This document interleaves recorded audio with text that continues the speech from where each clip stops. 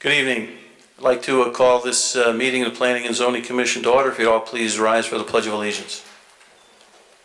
I pledge allegiance to the flag of the United States of America and to the republic for which it stands, one nation, under God, indivisible, with liberty and justice for all. And at this point in time, I'd like to introduce the members of the commission that are here this evening. To my far right is a new member of the commission, Jamie Hine. Jamie is an alternate. Prior to joining this commission, Jamie was on the Zoning Board of Appeals, so I'd like to welcome Jamie to Planning and Zoning Commission. Next to Jamie is Commission member Jeff Cohan, and next to Jeff is James Fitzsimmons. At our staff table to the left of me on the inside position is Cynthia Kleist, and our recording secretary, and next to Cynthia is Casey.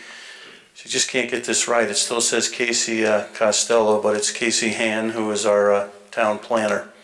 I'm Jim Seichter, the chairperson of the commission. Just before I get started, there's just a couple announcements. There's one item on our agenda, which is new business. It's a site plan, construction of a loading area, associated site changes for Fairdy Management Corp. On 155 East Street. That application is not going to be heard this evening at the request of the applicant. Also, as you can see, there are only 4 members of the commission here this evening. Normally we have 5 members that would vote on applications. So any of the applicants, obviously you need 3 affirmative votes for approval. I would give any of the applicants the option, if they would feel much more comfortable having 5 members of the commission, we could then carry their application over to the following month, just to give everyone that option. So with that, moving on, I'll look to approve some minutes, and looking at our minutes, the only ones that I will look for approval on, given the mix of the commission members that are here this evening, would be the minutes of our December 11th, 2017 meeting. And at this point in time, I'd ask if any commission members have any additions, corrections to the minutes. If not, I'd entertain a motion to accept the minutes. Do we have a second? Second. Second by Mr. Cohan. All in favor? Aye. Opposed? And abstentions. Okay, moving on. Our next item on the agenda is a continuation of a public hearing. It's a special permit revision, addition to existing auto dealership in North Colony Development Group at 859, 861 North Colony Road. I've asked if the applicant would please come forward, begin preparing for the presentation, and which gentleman would like to review all the correspondence? Mr. Cohan, if you'd review all the correspondence for us. We have a memorandum from Department of Engineering at Casey Hean dated December 8th, 2017. We have a interoffice memorandum from Eric Kruger, Senior Engineer to Casey Hean, dated February 1st. We have a variance notice from Amy Torrey, Zoning Enforcement Officer, effective date January 19th, 2018. And we have a interdepartmental referral dated 11/3/17 from the fire marshal. And that's it. Jeff, also, this was attached to the new plans. Oh, okay.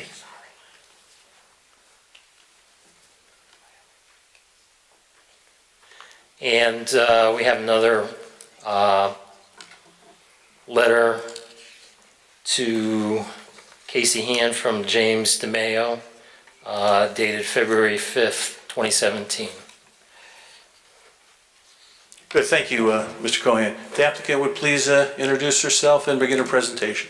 Yes, good evening. For the record, my name is Joan Malloy. I'm an attorney with the firm of Laughlin Fitzgerald. My office is located at 150 South Main Street here in Wallingford, Connecticut. I'm here tonight on behalf of the applicant, North Colony Development Group, LLC. Present with me to my left is Stephen Zion, who is the principal of the applicant. On my right is James DeMeo, who is the engineer on the project. As you may recall, we were actually in front of you in December. That's when this public hearing was originally open. At that time, we made our initial presentation reviewing the fact that this dealership was originally constructed prior to the adoption of the Route 5 district regulation, and the fact that this parcel has located on 2 streets. We did present the proposed site improvements. Very briefly, those were enclosing the custom area for service drop-offs, adding additional service bays and a car wash area, constructing a new office and enclosed new car delivery area, reconfigure the vehicle storage, customer parking, vehicle display areas, and employee parking, constructing a new front entrance to the showroom with a manufactured require entry feature, and adding a second floor containing employee and office areas. You may recall that because there were some inconsistency between the plan that was before you and the ZBA approvals, we did ask you to continue the hearing, and we did go back to the Zoning Board of Appeals to correct those inconsistencies. We did submit a new application to the ZBA, and we provided you with a copy of that plan in the revised plans we submitted to you. Mr. DeMeo very kindly color-coded parts of it so that in case there was any confusions about what we were proposing, we thought the color would help us illustrate the landscaping that was being proposed. The variances that were approved, again, are included in the revised plans that were submitted to you. I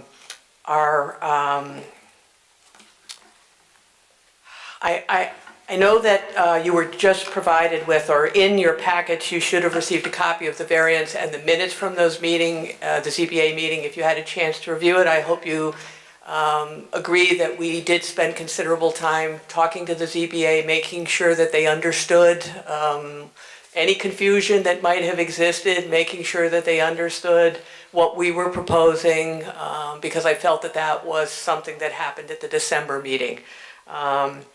We believe now that the plan and the ZBA approval match. We did receive comments from the departments. The Water and Sewer Division memos, we believe, have fairly standard recommended conditions of approval. And again, should the commission act favorably on the application, we have no objection to that being a condition of approval. The fire marshal, again, his comments have to do with things that are usually determined after we obtain our approval and we submit final building plans. Again, no objections to having that becoming a condition of approval. Town engineer, again, I viewed those as primarily technical things that he wanted to be addressed, and he'd indicated they could be conditions of approval, and the applicant has no objection to that. You may recall that Casey provided a fairly detailed letter with a number of comments. We have revised our plans, and at least based on my conversation with her today, I believe that we have addressed all of her comments, and anything that might be still to be done is minor in nature and could be addressed by terms of final, on the final plans. I still think there are 2 issues that we need to have the commission make a decision on. One is the required access way. As you know, we discussed this again in some detail in December. We have no objections to providing for a future access way, but our concern is if we are required to pave it, the ongoing issues that Mr. Zion has with the patrons of the Dunkin' Donuts utilizing his property will get worse. And Mr. Zion said he had that experience today. So what we have proposed as alternative is to record a document on the land records saying that in the event that it is determined that the connection has to be made, that whoever is the property owner, be it Mr. Zion or some subsequent property owner, they take it subject to the obligation to install it at their own expense. Ms. Hand's concern about who's going to pay for it if it has to be done, I'd be happy to work with Corporation Counsel to come up with a document that accomplishes that and record that on the land records. That also preserves a couple of, at least one substantial tree that's been there for many years. So that would also allow that. But that's a decision that the commission has to make. The other issue, and again, we talked about it at the last meeting, has to do with the proposed use of some alternative landscaping options for the 5-foot strip in front of the building. Now, in your plans, I don't know if you noticed it, but we provided a detail of that front landscaping. And Richard, can we put that up?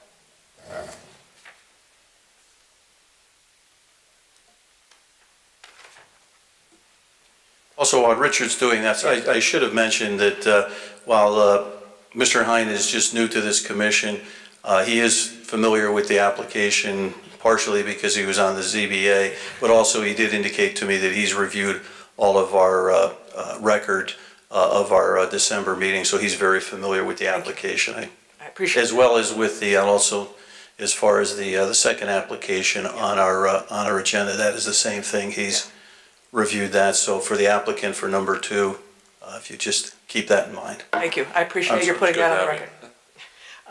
And as we've indicated, we thought that, again, we would make a presentation being a little bit more detailed on what we were proposing.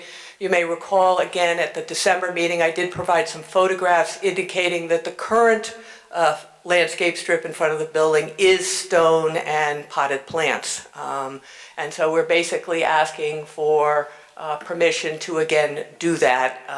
And again, as I noted on the ZBA plan, we colored that a different color, so it was clear that we were proposing that. Again, we realize that that's your decision, but that's pretty much it. We're happy to answer any questions, but those were, I think, resolving all the issues except for those 2 questions that the commission has to make a decision. Richard going to point something out to us? Sure. He's put the plans up there, so was that part of your plan to have him? Show where the, yeah. You have to use the, behind you, the microphone. My name is Richard Reynolds. I'm a professional engineer. That comes right out of the, That pulls out. that pulls right out. And there may be a button that you would need to push. Is that on? I don't believe so. On? Yes. There you go. Now, There we go. thank you. And I'm, as I said, I'm a professional engineer. I have a 28 Uwego Avenue in Brantford, Connecticut. And for the commission, I did design and construct the existing building about 20 or 25 years ago. That dates me, right, in age? Anyway, the proposal is the first 20 feet of the property is to be left with grass and straight trees. The 30 feet from there to the building we're proposing stamped concrete or some kind of a pavers, which would give you the same appearance for display of cars. He presently, Mr. Zion presently displays cars in front of the building, and this would be the same as is presently there. We've added a few little lights, which would be little low lights just to illuminate the cars slightly. They with there wouldn't be any light overflowing from them. And we've also shown some of these little stamped-in lights along the front of the building, which are really decorative. They're very low wattage.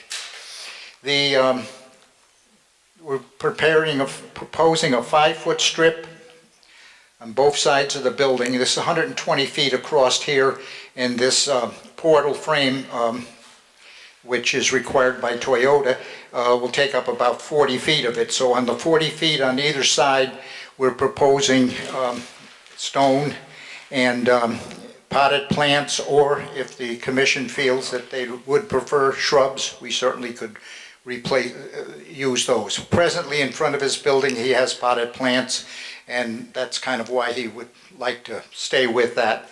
And basically that's the picture of what we're proposing to do in the front of the building. I think you've seen the elevations of the building and the portal frame and all of the rest, which is all per Toyota's requirements. Thank you. I guess at this point would complete your presentation, is that fair to say? Unless you have questions, obviously, Yeah. we'd be happy to answer Okay. those. Also, at this point in time, I'd just like to note that Armin Menard, who's an alternate to the commission, has also just arrived. But again, right now, it'll just be the 4 individuals that'll be acting on the application. At this point in time, I'd entertain questions from commission members. Questions, comments? Mr. Hahn. Thank you, Mr. Chairman. There was some discussion earlier about the interconnection issue. And I'd like to get just a better idea of how often that becomes an issue for you, Mr. Zion. How often do you see the cars coming from Dunkin' Donuts through your parking lot? No, it's daily, but it's not, it's reversed. They park in my parking lot and walk over to Dunkin' Donuts. Okay. So a lot of times we're running around thinking it's a customer in our building, and then we're trying to move a car and they got it blocked in. Right. And then I assume after they get their, whatever they're getting at Dunkin' Donuts, they get back into their car And and then they- drive through your They parking go lot back again. out to the front of our out, because they can't get out through Dunkin' Donuts. Okay. That would be a mess if you ever open that up for traffic too. The way they're lined up out in the street to come in Dunkin' Donuts. Yeah. All right. That's why they sneak through my lot, because they're sitting out in the road. And you say on a daily basis, is it just one car? How many cars on a daily basis? I don't know, it's a couple. I mean, I actually put salesmen out down that end, and kind of, if they're a Dunkin' Donuts customer, we ask them to please drive around. Because we wind up losing, sometimes they'll go in and sit down. That isn't even takeout, and we're trying to get a car out and we're stuck. And aside from the interconnection issue, with respect to the landscaping, you're talking about putting potted plants there. That in no way, whether you have to plant grass or bushes or put potted plants there, that in no way will prevent you from displaying cars in that paved area in front of the building, will it? No, I mean, one of the reasons why we had stone was for water drainage years ago, that it goes into the ground easier. Grass kind of holds it up, and then it'll flow across the driveway, and then wintertime it freezes. Okay. But I have no problem with putting shrubs in there or whatever you want to put in there. I mean, I actually moved the building back 5 feet from what you initially approved. Yeah. So, and so, the landscaping will not affect your, again, the landscaping will not affect your ability to display cars in that area, right? Okay. And Attorney Malloy, you made mention, going back to the interconnection issue, you made mention of creating some document. Can you just maybe elaborate on that a little bit as to what you see that document providing or the purpose behind it? Well, I know in other towns, this is not uncommon for sidewalks. They don't want to put the sidewalks in because they don't want to create the impervious surface if there's not a lot of pedestrian traffic. So they record a document on the land record simply stating to effect that when the town decides that they want the sidewalks in, that the property owner has to put them in and pay for the cost of putting them in. So I was envisioning a similar type of document that would say that this site plan is approved, subject to an interconnection access way pursuant to the regulations, but it was not required to be installed at this time. But if in the future, the commission should determine circumstances have changed and it should be that the then property owner would be required to install it at the property owner's expense. So the issue of, in the past, from what Casey has indicated, we've put easements on the land records, but have not dealt with who has to install them and who has to pay for them. So if we clearly state who has the obligation to install and pay for it, I would hope that that would solve that issue and the easement would still be of record so that it's there. Okay, that clears it up for me. Thank you so much. Other commission members, Mr. Cohen.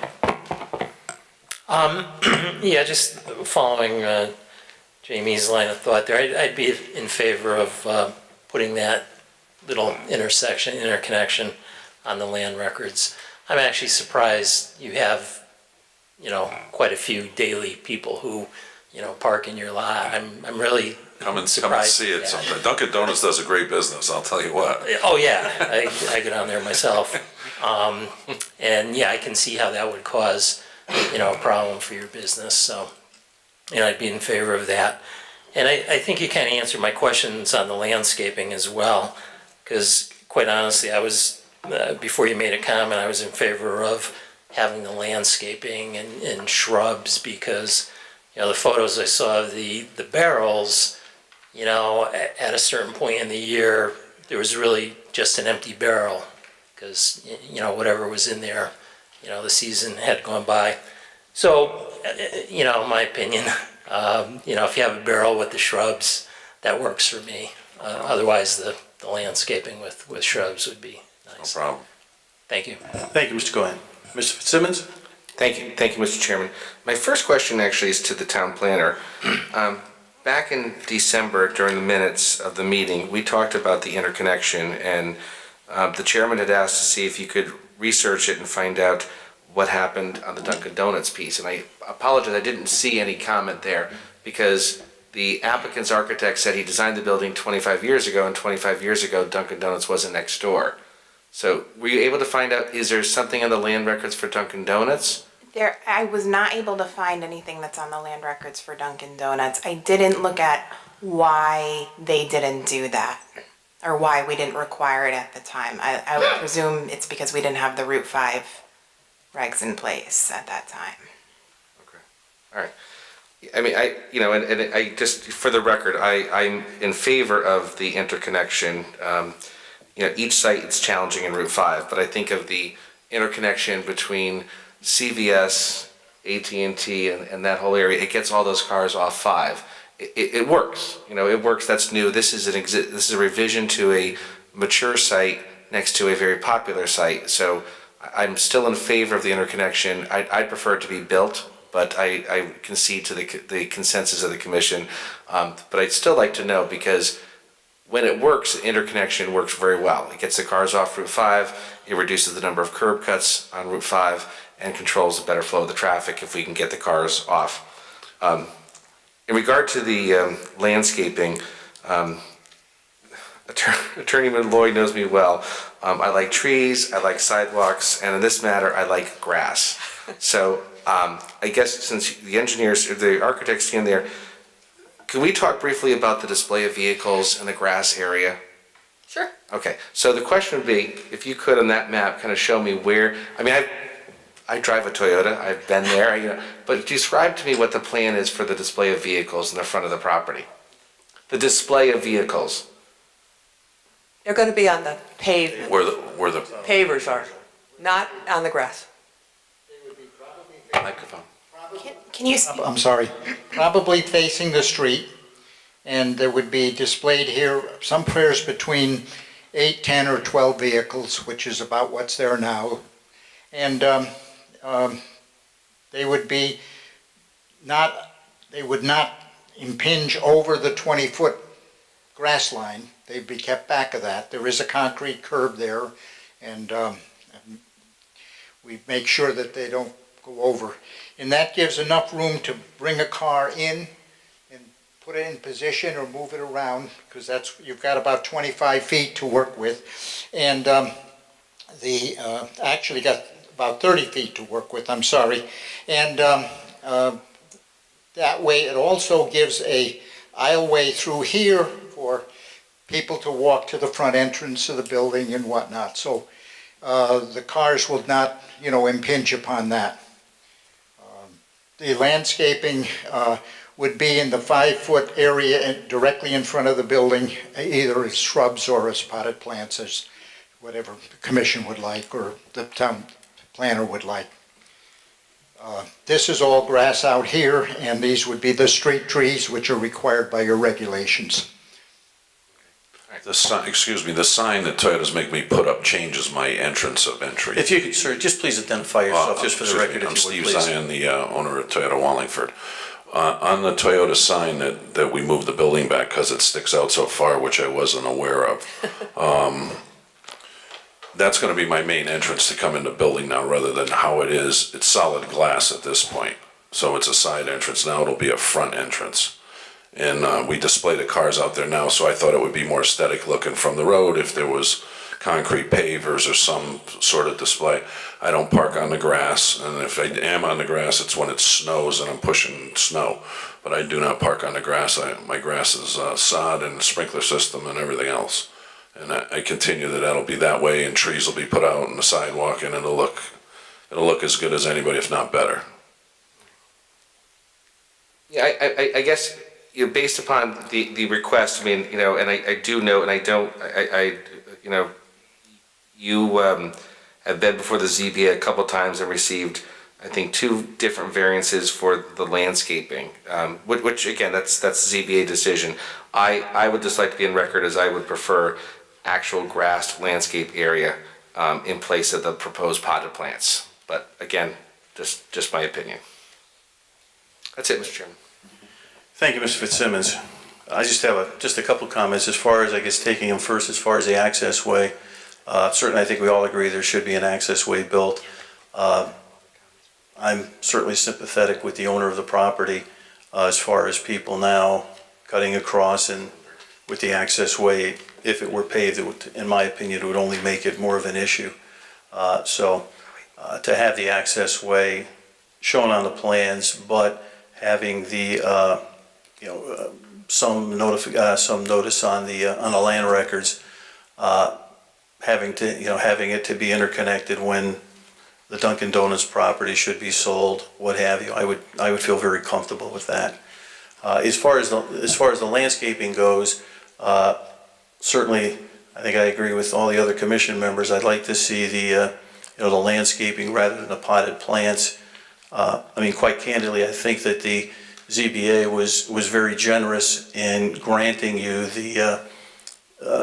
the easements, or the amount of easement they granted you on the front of the property where your building is, especially given the fact that you've pushed the building back now. In my mind, by pushing the building back instead of increasing the amount of the display area, I would have much rather have seen that additional area that's been pushed back to have that green space. I think we all like to, see more green space on Route 5. And I understand this is an existing property, but it just appears that the smaller display area that was shown on the initial plans seemed to work for the applicant.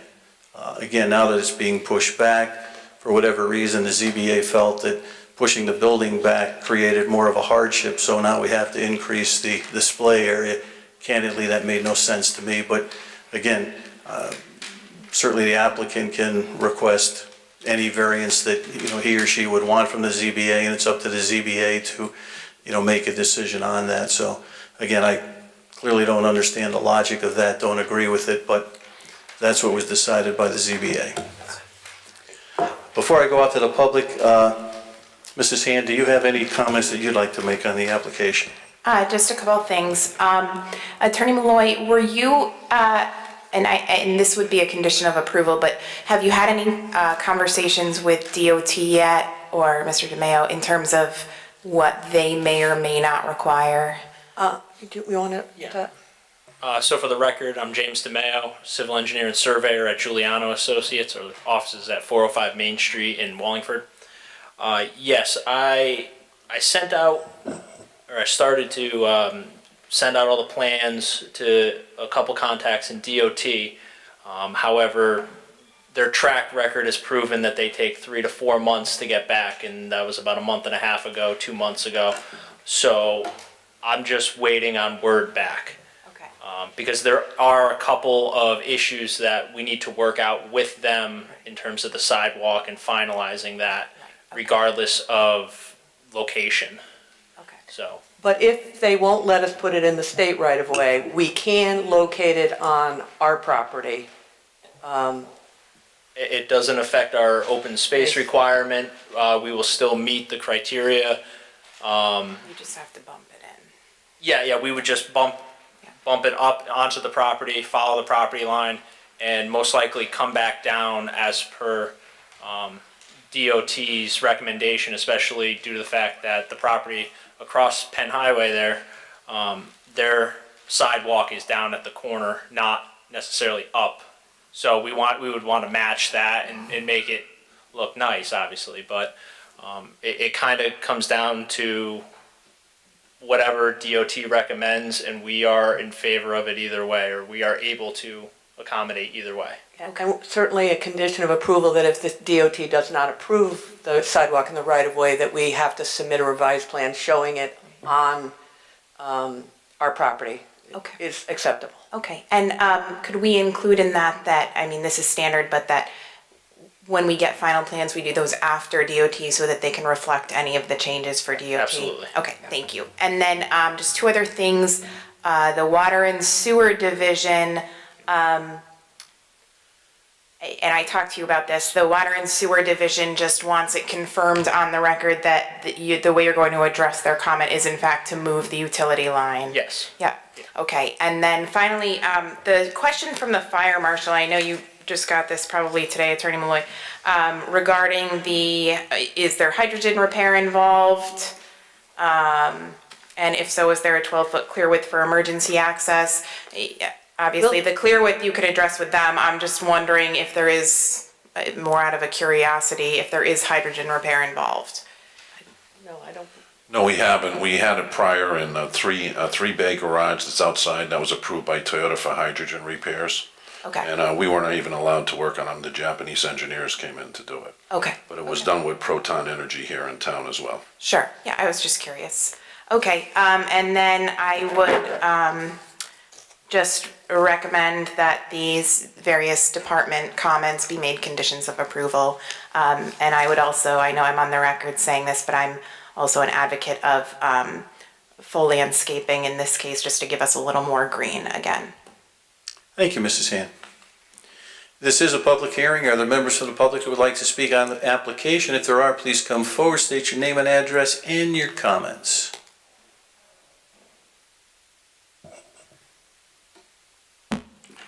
Good evening, Joe Mira, 7 Summerwood Drive. I'm in favor of the applicant as presented. They've always kept a neat, presentable corner there, and I don't see it changing with this improvement. Thank you. Any other members of the public? And before I entertain a motion to close the public hearing, does the applicant have any other final comments that he or she would like to make? Oh, I think we've hopefully answered all your questions and provided the information you need. We understand that there are some decisions that you have to make, and we're going to live with them. There you go. Any commission members have any final questions for the applicant? And see, Just Mrs. one more comment, final sedimentation and erosion control bond to be determined, because I have to add in the construction entrance. And who's going to determine them? If you will allow me the privilege, I will do it. Okay, thank you.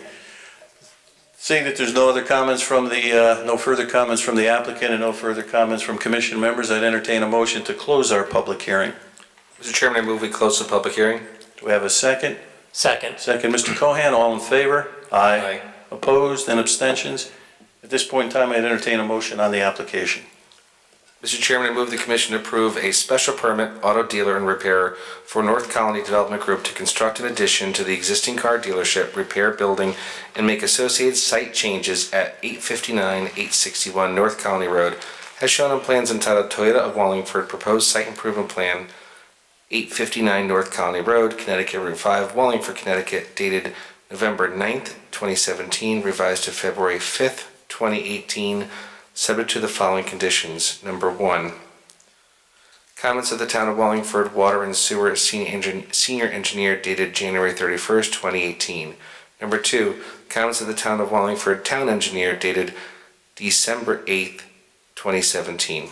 Number 3, recording on final land records and plans of the required interconnection with the Dunkin' Donuts parcel as discussed, with full responsibility to be noted on the plan. Number 4, comments of the Town of Wallingford Town Planner dated November 30th, 2017. Number 5, final sidewalk plan to be approved by the Connecticut DOT and noted on final submitted plans to the Town of Wallingford after action and approval by the Connecticut DOT.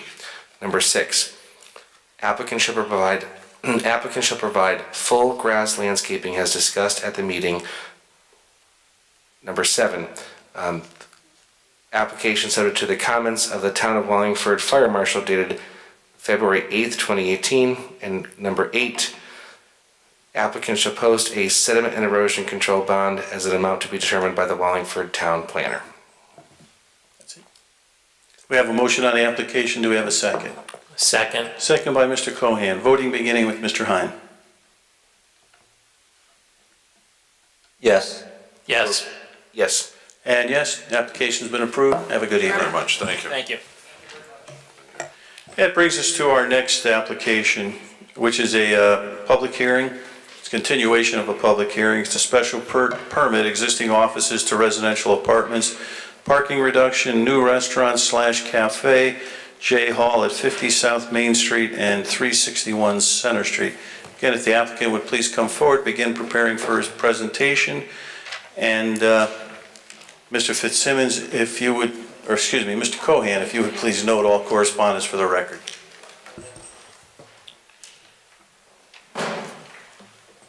We have a memo from Eric Kruger, Senior Engineer, to Casey Hand dated January 31st, 2018.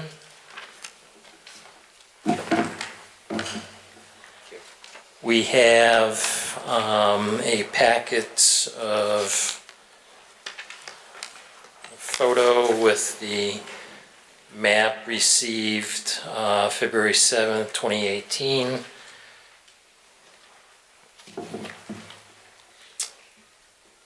We have a memo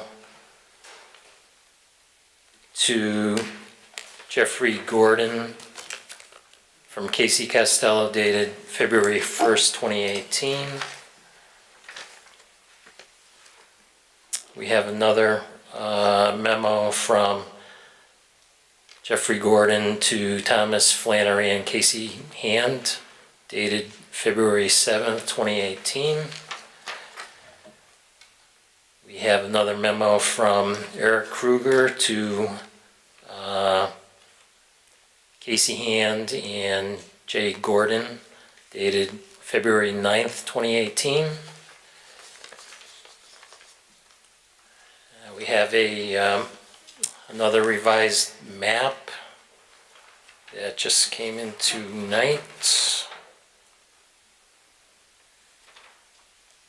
Don't have see a date on that one. And I have a memorandum from Department of Engineering to Planning and Zoning Commission dated February 9th, 2018. I have a few more. Another interdepartmental referral from the Fire Marshal dated December 8th, 2017. Memo from Eric Kruger to Jeffrey Gordon dated February 14th, 2018.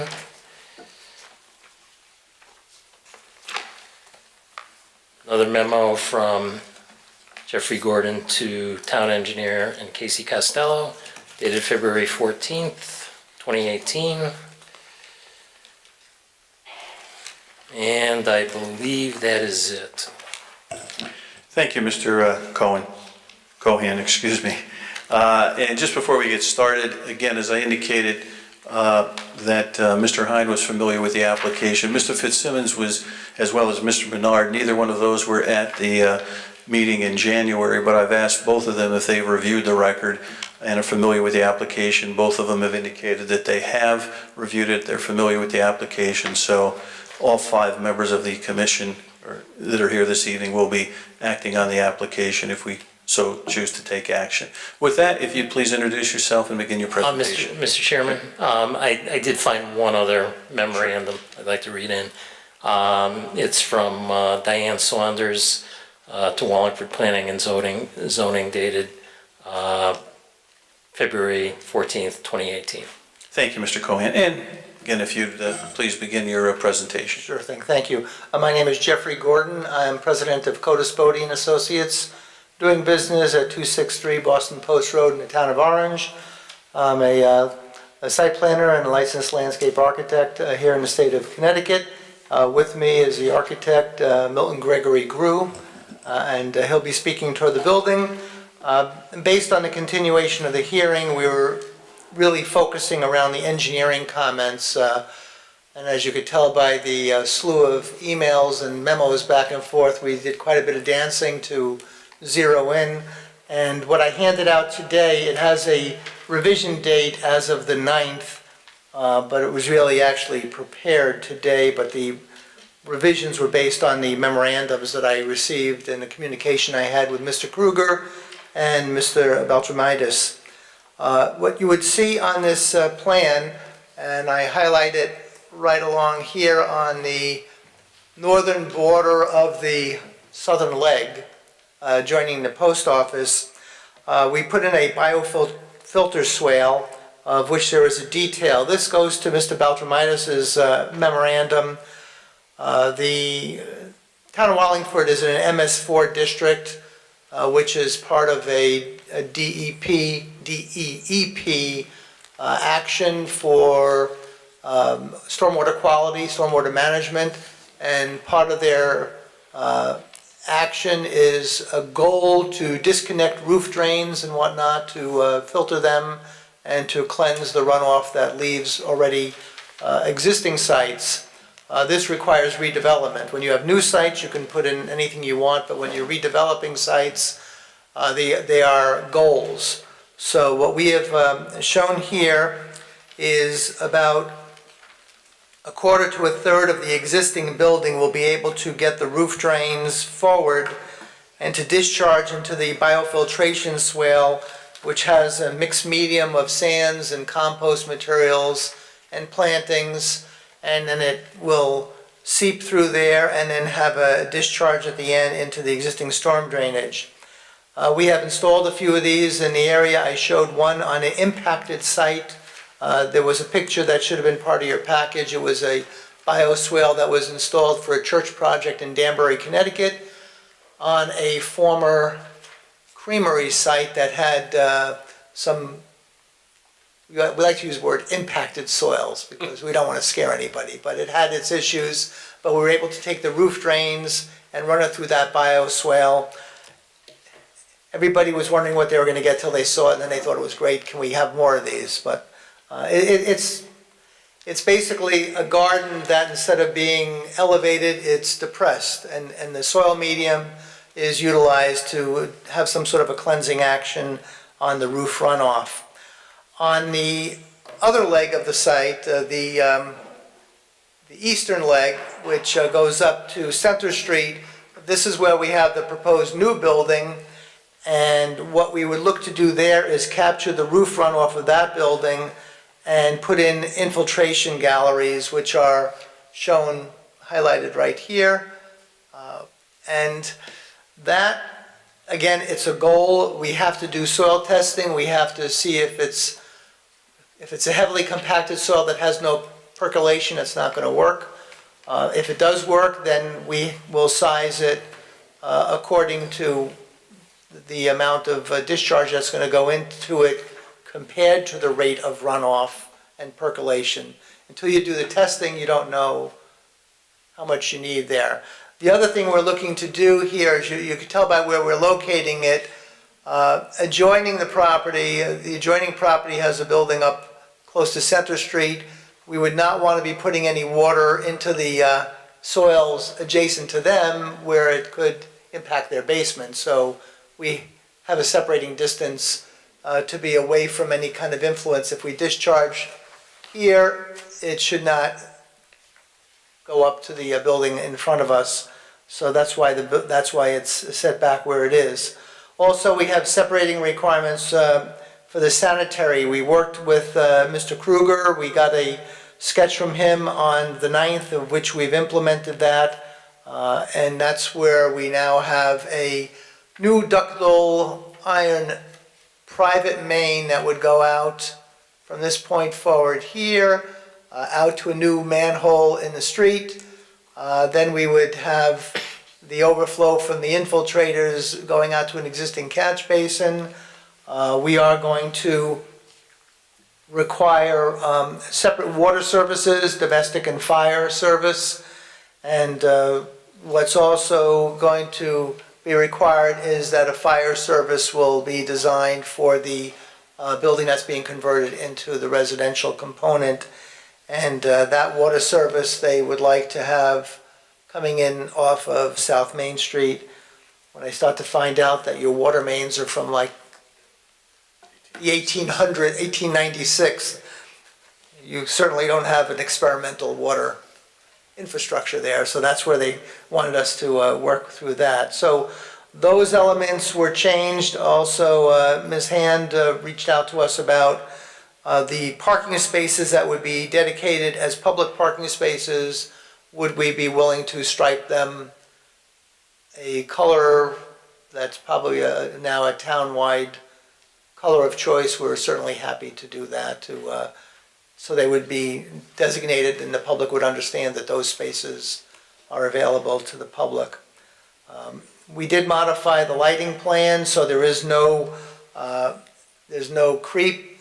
I don't know if I gave those to you last week, but I brought some more handouts that have the revised lighting on it.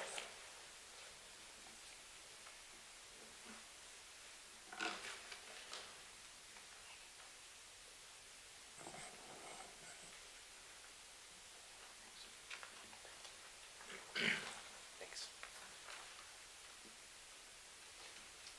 Sure.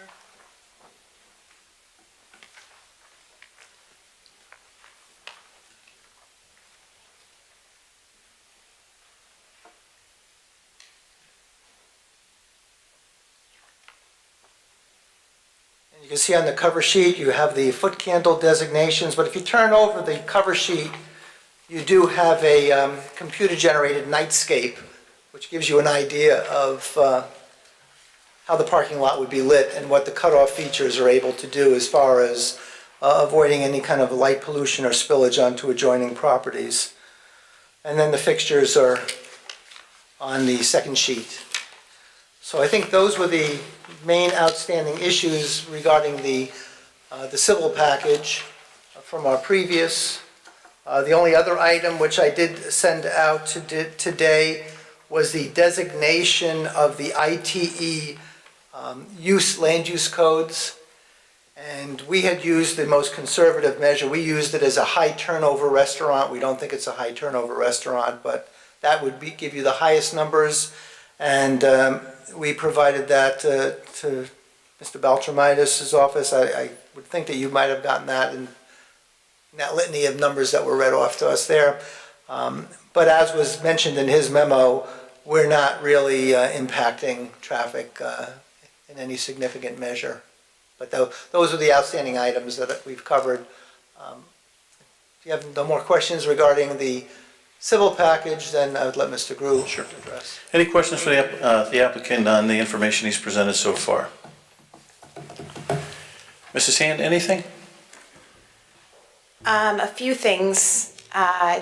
To start out, I have spoken with Water and Sewer today, and I know as Mr. Gordon said, after some back and forth, they're satisfied that if you make their comments conditions of approval, that we're far enough along in the process that that would be acceptable.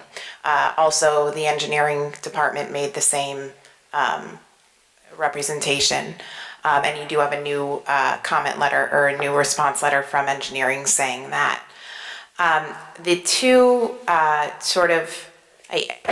want to say, I wasn't able to make the meeting last month, and I'm sorry I missed it, and I think that this project is really getting towards what we're trying to do in the town center and what we're trying to do with our town center regulations. I think there are two sort of remaining significant issues that need to be addressed. One is we need to, and the commission needs to determine with the applicant exactly where the proposed interconnection locations are going to be, and we need to verify that those will be 24 feet wide. Mr. Chairman, you and I had spoken about the change in grade between the post office property and the portion of the property that's along South Main Street, and I did go out there and look at it further. I do think that if we're going to make an interconnection that can realistically potentially be made in the future, it does need to be towards the front of the property. I think the grade change there is probably small enough that it could be done as long as it is towards the front of the property. I mean, that would presume that the post office does something in the future, that there's some sort of new development in the future where we could create sort of that linkage. So I think at the very least, having the easement in place would be to our benefit, depending on what exactly is done if and when the post office, something else someday happens on the post office piece. That being said, the other comment that I do have is I do think that we should, any interconnections that are being made between that side and, or between that portion of this property and the Webster Bank side should run parallel, or should run sort of straight on with any interconnection that's going to be left for potential for the post office property. So I think the previous plan sort of had them kind of kitty corner to one another, and I think it probably just makes more sense to have them straight across from one another.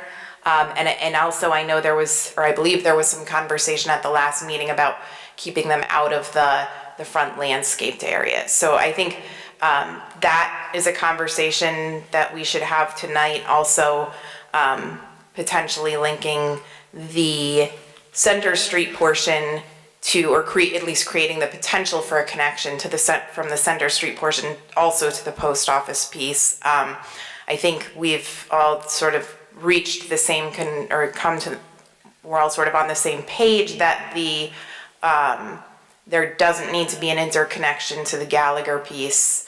I think that just isn't necessary here, and there is a grade change there that probably precludes the need for that.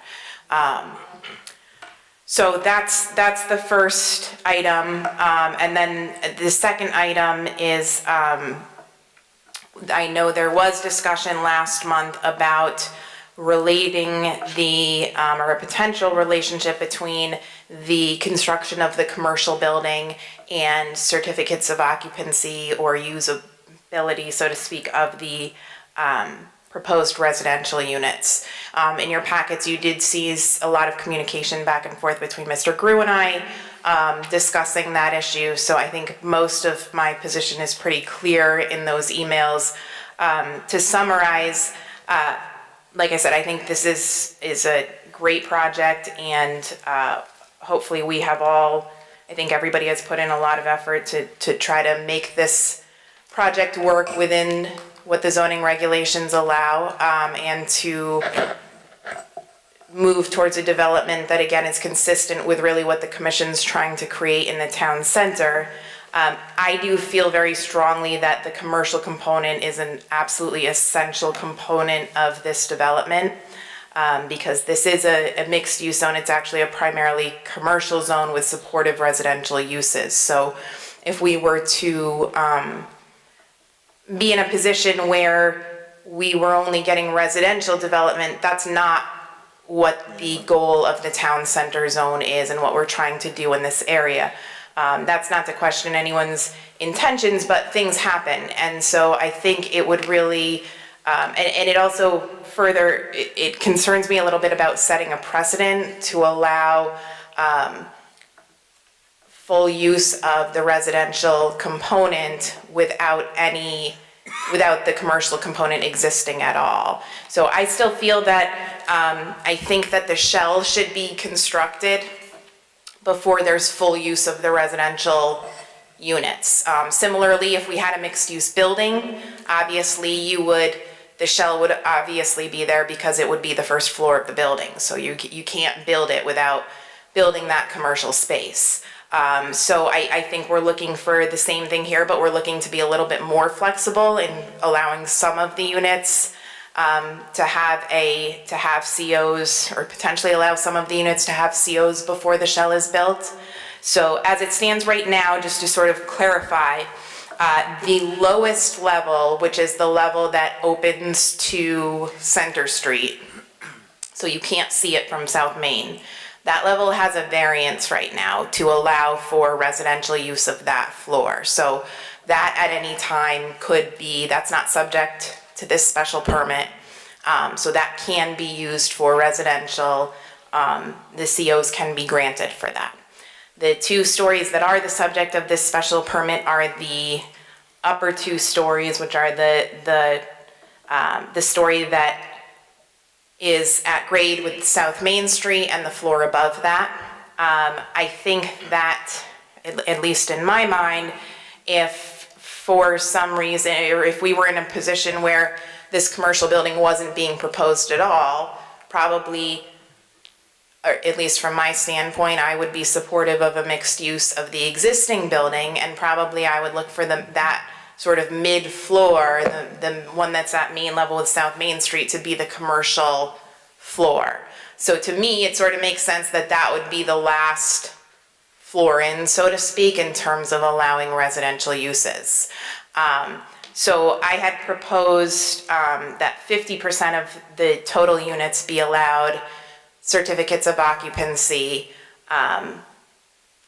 prior to anything associated with the commercial building, and then, or up until the shell of the commercial building is completed, and then at that point, that the other 50% would be allowed certificates of occupancy.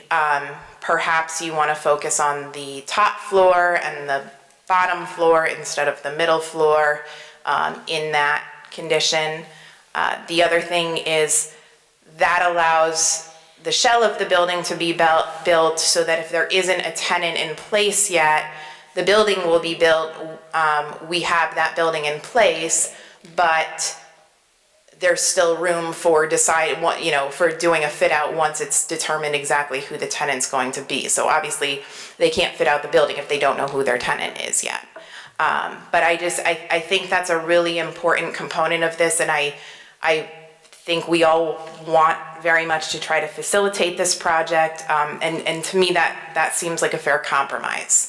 But I do think that's something that needs to be decided in a motion or in your action tonight if you're going to take action tonight.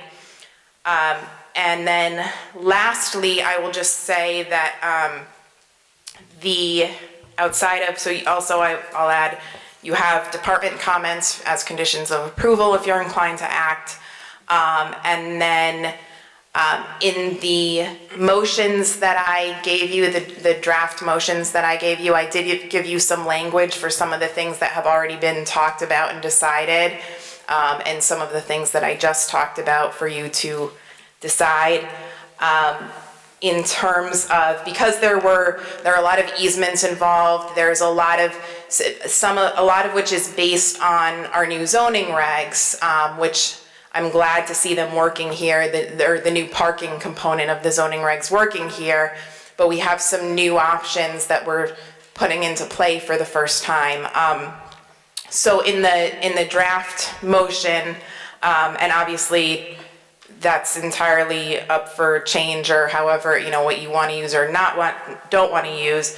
But I did put language in there about, similar to what the last applicant talked about, which is requiring the easement for the interconnections, but not requiring that they be built at this time. Basically allow something to be filed on the land records saying, if the commission requires it at some point down the line, then the owner at that time would be responsible to install the connections. There is some language in there about allowing one space along South Main Street to be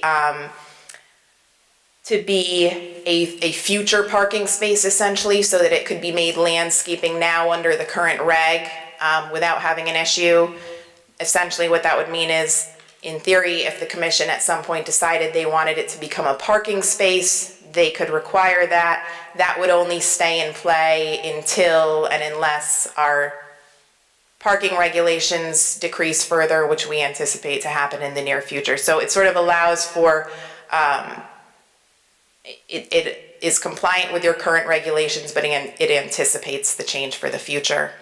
And then there were some just conditions regarding the easements, and then the designation of the public parking spaces.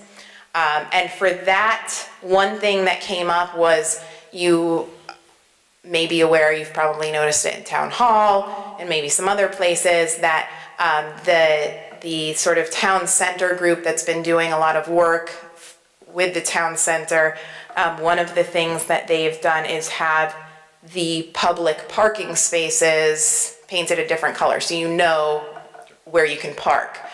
So one of the thoughts that the applicant, that Mr. Gordon mentioned, is you could require them to stripe those spaces consistently with the public parking spaces. So again, we're sort of continuing that plan. And that's all I have. Good. Before I go back to the applicant so they can continue your presentation, just one, just when we're talking about the access ways, just so I'm clear at least what you're thinking as far as the access ways on South Main Street, are you recommending or suggesting that the access ways begin at, if we're looking at the southeast portion of the parking lot, there's two existing spaces which are now proposed to be landscaped, so that access way would be next to, east of those two spaces? Would that be where you'd suggest would be the most appropriate spot? Yeah, so assuming that we want that area to stay landscaping, Landscape. then it would basically be adjacent to the next two spaces space. down. Okay, and then obviously looking on would be the northwest, then it would be the, again, the third and the fourth spaces or so that would be. And again, you've indicated, I know when I looked at it, I was a little concerned as far as the elevation, but you're comfortable that as far as the elevation change, it's not that substantial, that in fact, it's feasible. I think there's enough. To be constructed. Yeah, I think over the grass, and certainly we could ask the applicant this, I didn't have an opportunity to discuss this with our engineering department, but I think over the course of the grassed area, obviously as you go further back, it gets steeper and steeper and harder to do. I think it would still be okay there. If you know, I think you could still get a pitch that works there, especially if you consider that those two, wherever the driveway is, won't be parking spaces anymore, so you can use that for your distance. But I'm certainly not an engineer, so we could ask the engineer. With that, I'll let the applicant continue with the presentation.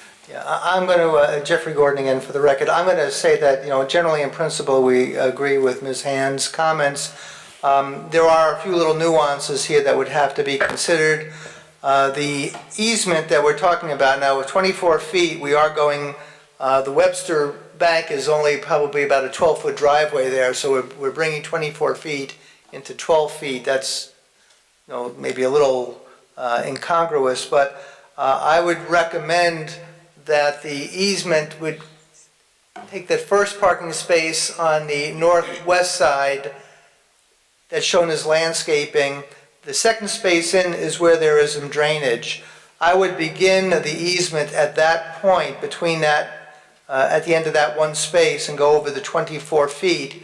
And then I would run it straight across here. So you're not taking the two spaces, you're taking only one of those two spaces if you want to align them up perfectly well. Otherwise, I'm going to run into some problems with my light poles and a few of the other things. So, you know, if we're going to set that land aside, we know that that land is going to probably come out of your public parking at some future date, but there's a future public benefit to have the interconnection. So there's some sort of a quid pro quo there that would have to take place. The other place where I think we're looking at, I already had earmarked a small area here. There's a little landscape island there. We could give you the 24 feet at that point right there.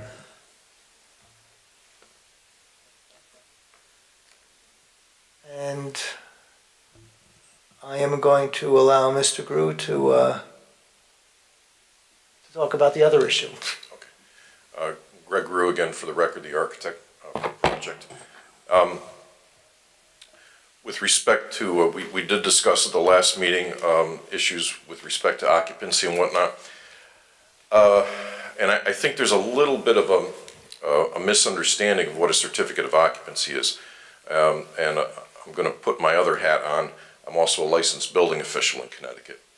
So in the office building that we're converting to residential, it's a single building with multiple dwellings in it. So when we file a building permit for that building, it would be for a change of occupancy classification for the whole building, from what it is now, B for business in the building code, to an R2, multiple family dwelling building. And in this case, essentially the building code would dictate that when you finish that building, that the building gets a certificate of occupancy, not individual dwelling units. These are not townhouses. So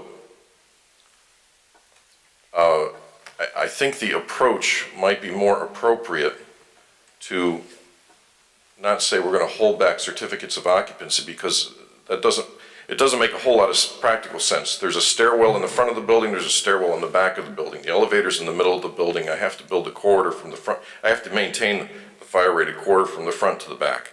I have to bring in all the utilities to service 22 apartments. There's nothing I can really hold back from putting into these dwelling units, okay, to make them safe and code compliant, to make the building safe and code compliant, so that if you're occupying some of the dwellings, the rest of the building is still safe for those people to be sleeping in that building. So I would think that the building official would want to be able to give, at the end of the day, a certificate of occupancy for the building. Now, putting that aside, then it becomes, well, in the interests of wanting to make sure that we fulfill the dual component, the mixed use part of this project. We understand, we agree, it's important. We have to have the commercial component here.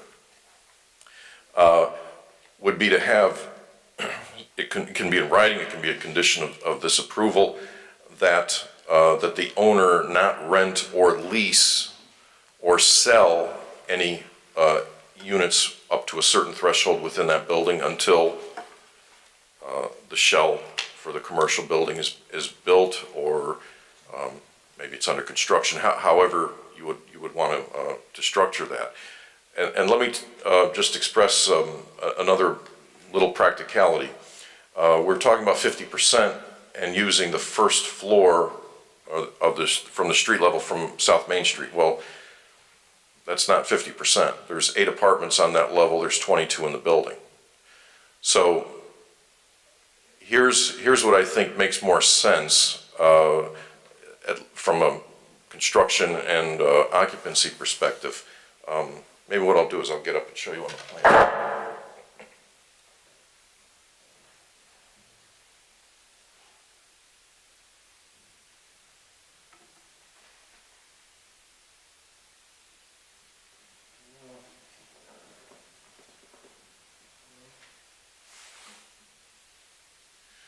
So what I'm doing is I'm going back to sheet A101, the floor plans for the residential building. And so we have all 3 levels here, starting with the lower level, which is the walkout onto the Center Street parking area. The center plan is the first floor from Main Street, South Main, and then this is the second floor of the building, right? So these two each have 8 apartments, and the lower level has 6, and then the mechanical and storage spaces. This level, in all likelihood, the residents of this lower level are going to park where? They're going to come in and they're going to park on this lower level because they can walk right here and go to their apartment. They don't have to come in, go down halfway down the hall, go into an elevator, go down a level. It's not going to make sense for them. On top of that, when we are under construction with the commercial building, which will be over here, well, that is going to render this whole area inaccessible anyway. So it seems to me that it would make sense to actually designate these lower level, and I don't know that, because it's not tied to a CO or something, I don't know that it really makes any difference to the developer whether or not we already got a variance to allow use down here. We could still get a CO for the building, but then designate that these 6 apartments would not be leased, which makes all sense in the world because we really don't want them going out onto this lower level anyway, or coming in through it when we have a building in front under construction. Once that shell is built, then these get released to the marketplace. So I think that makes a little more practical sense just from a construction point of view. Why occupy these lower levels when I'm going to have construction going right in front of them and block access to, grade access to that level anyway? So that's something I just wanted to kind of clarify and put out there tonight for you to consider. Is I don't think it matters whether or not the ZBA has given us that variance. That's great. That means we'll get to build these out. But that doesn't mean we have to lease them right away or rent them. And the other thing is, of course, we do need some time because, as we expressed last week and was discussed a little bit tonight, we are anticipating some beneficial changes, further beneficial changes to the town center regulations. We've presented the design of the building, but as we've said, it's really our desire to make the building a little higher. And so we would benefit from the increase in height that's being anticipated for those regulations. And so we really don't want to embark on the final design of that building until we can come in with one that would comply with zoning but be higher. It'll make the fire department happier because we have to comply with the minimum height. I think they want 11 feet under the driveway underneath the building, and just to be able to build out the restaurant properly above it, we'd like to have higher ceilings in there. So that would make a lot of sense for us to be able to wait until we know what the height limit will be that we'll be allowed to go to on that building before we even do a final design on it. And the developer has to market it. He needs to find an operator. Yes, he can build a shell, but it would certainly be a lot easier for a bank to lend for this building if we can actually strongly market the project and get an operator before we start building. So those are our concerns. Thank you.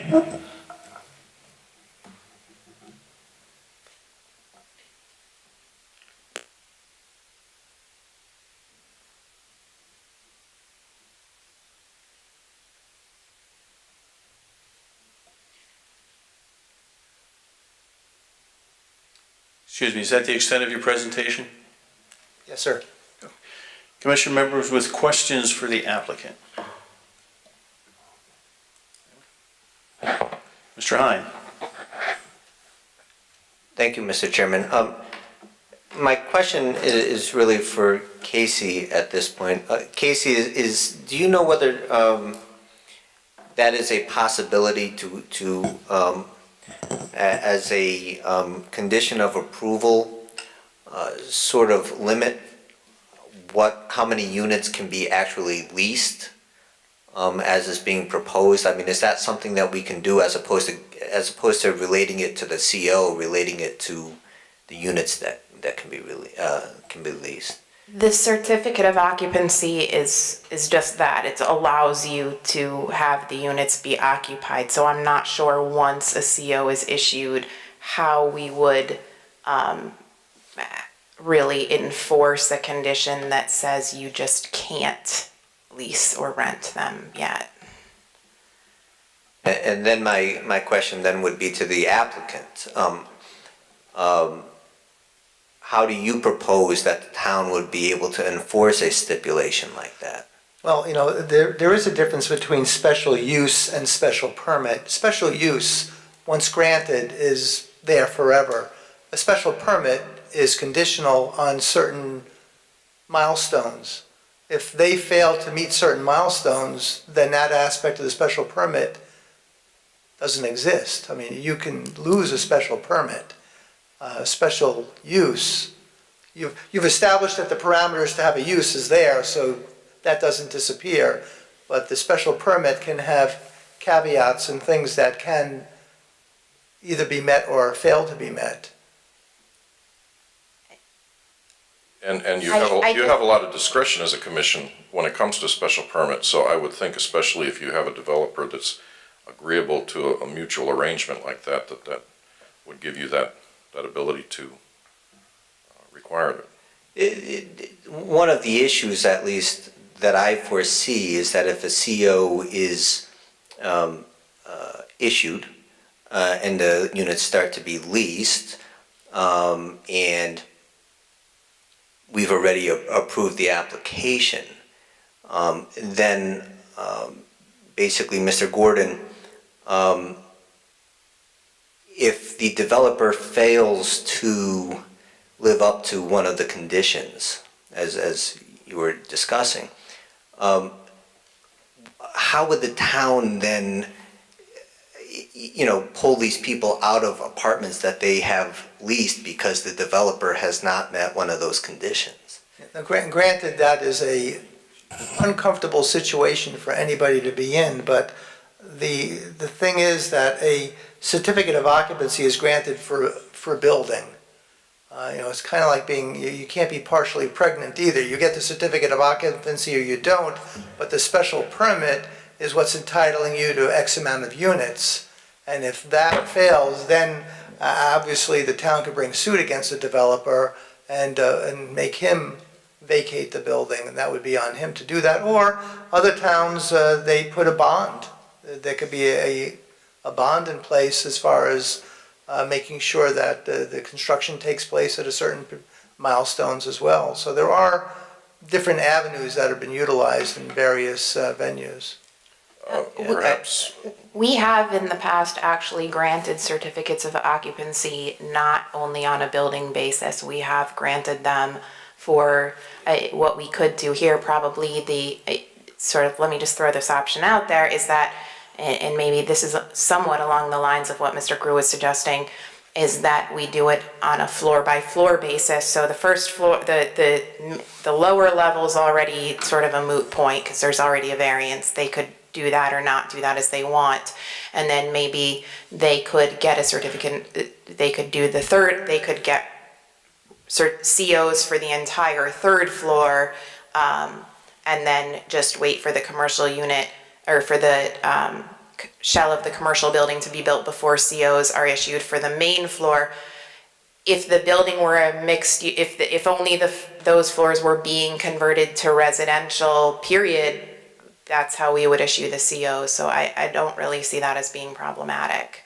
And when I spoke with Attorney Small about it, she didn't express any concerns. Yeah, I guess that I was going to suggest that this might be something that we need our corporate counsel to discuss, because looking at least some of the communications that we've had or some of the information we've given to us, it seemed Attorney Small was, concerned about the having the residential property fully leased and prior to any construction starting on the shell of the commercial building. And I believe she felt reasonably comfortable with that 50%. Now again, how that all works, again, from a certificate of occupancy, if it's issued for the entire building, because certainly you'd want the entire building to be completed, and whether it can be done floor by floor or apartment by apartment, I'm not sure how that would work, and I think we need to clarify that, quite frankly.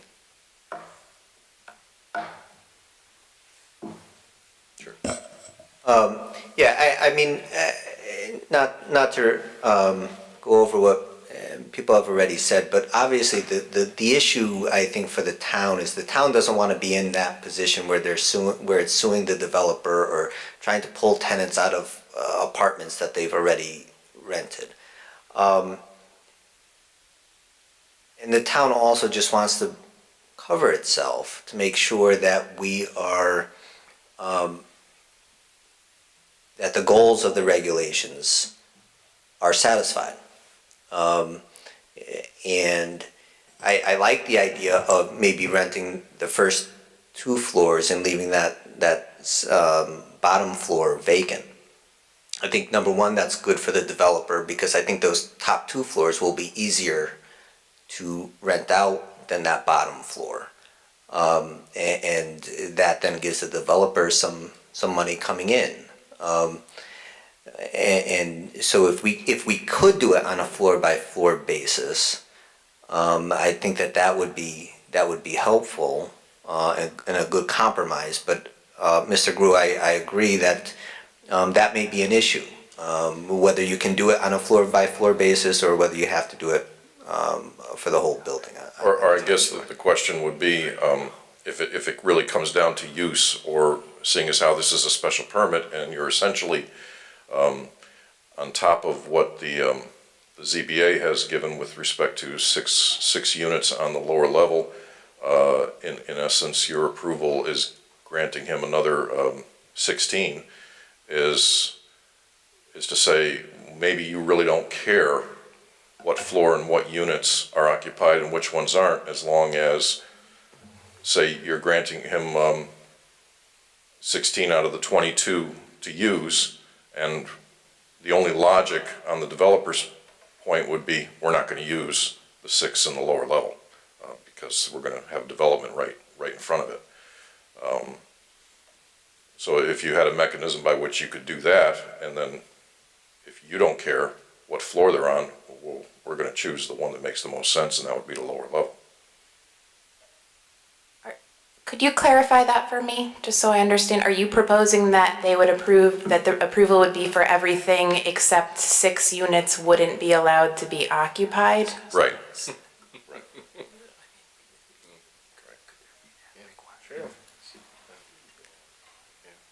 Even, and that would include the floor already approved by the ZBA? Yeah, because then you don't, right? What if they were six apartments on the main floor, they were 6 apartments on the upper floor?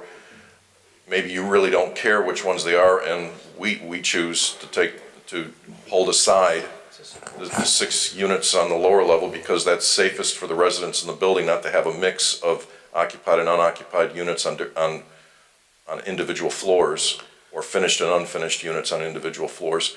Just, we have our mechanicals coming into that lower level, the sprinkler system's gonna come in, so we're obviously gonna be doing infrastructure work there, and we just won't lease those units. It's a security deposit. Until you have a shell no for the matter what. commercial building. Perhaps, well, I'm gonna say first of all that I don't think only requiring not renting the bottom floor is really consistent with what we're trying to do, because the other 2 floors are really the meat of the building. But perhaps I should consult with Attorney Small a little bit further to find out, especially because I'm a little uncomfortable with the floor that already has a variance for it, the P&Z then making conditions associated with that.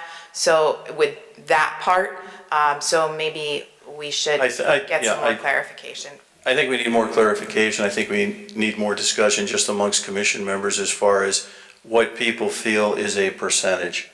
Candidly, from my perspective, I'm very comfortable with 50%, but I'll leave that up to other commission members if they have questions on this or like to make some comments or like to comment on the application.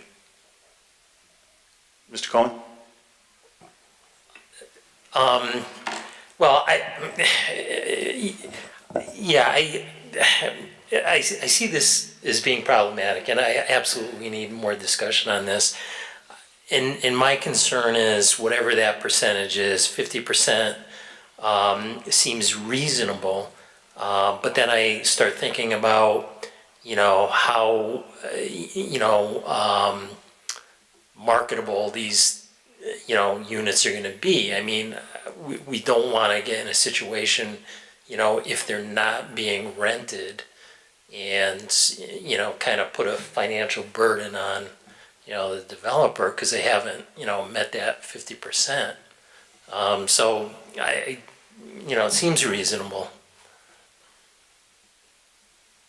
Mr. Fitzsimmons? Thank you, Mr. Chairman. I apologize for not being here last month, because I did review the minutes and the tape of the meeting, but I do think it's a very interesting application. I just, a couple comments. I know that you've heard the other speakers. Is the applicant or the owner of the property here? Yes, okay, Mr. Hall. So he's aware that the two properties have to be merged. So no matter what, it has to be merged, correct? Right.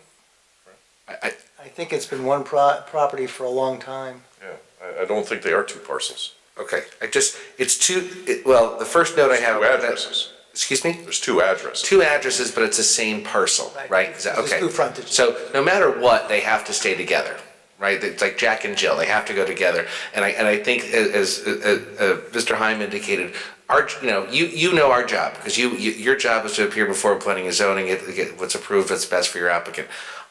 The struggling of the number of units is we frankly haven't had this in some time. The last time I remember us struggling on, when you're gonna do what and we'll hold up on this was frankly, it was an affordable housing project, and so so we've been down this road in this room for that with other people sitting in your chair. So understand, I would agree with the prior speakers from the commission and the staff. I mean, I think as you know, our job is to protect the town.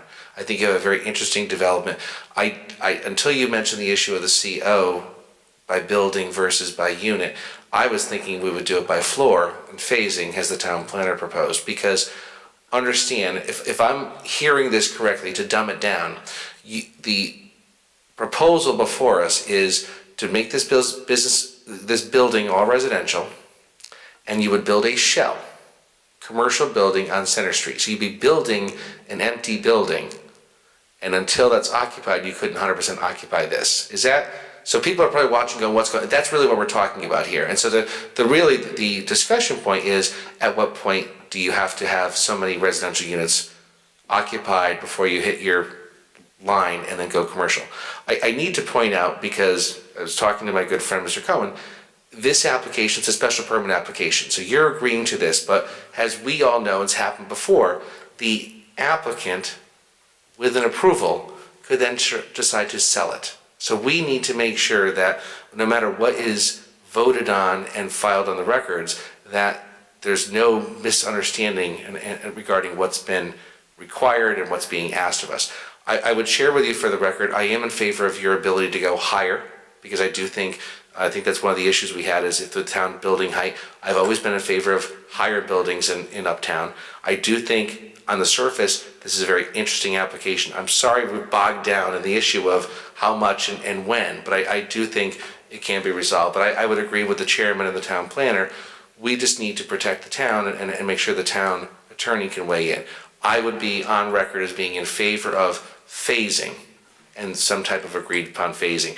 I hope I didn't hear you saying, well, we just put into the ground floor, because the idea of the ZBA acting only on the ground floor is difficult for us, because now you're coming to us, you already have an approval from them in your pocket. So understand, in theory, in theory of this project, I don't have major issues. I'm in favor of the height, I'm in favor of the residential, I'm in favor of the commercial. I just hope we can resolve the wherewithal of when the number of units and what percentage would be appropriate. So. Thank you, Mr. Fitzsimmons. I think that probably sums up most of the commission members' feelings on that, so I appreciate that. Mr. Menard. I got just one question. Has anybody mentioned anything about the snow? Is it snowing His out? property. Then what they- Snow shelf, I Where are they gonna put the snow? It doesn't snow anymore here. Is there, as far as snow shelf designated on the plans, do you have that? Well, we have the front lot, we have the landscaping on the sides. The bioswale can receive plowed snow because they don't function as a bioswale during the winter months the same way. The other area is very tight. We have a couple of island areas that we put in, and otherwise, if they have significant areas of snow, they'll probably lose a parking space or two, or they'll have to remove the snow from the site. It is, I cut my teeth working for the City of New Haven Planning Department and Redevelopment Agency, and it is part of the curse of an urban development that we have to do things of this nature.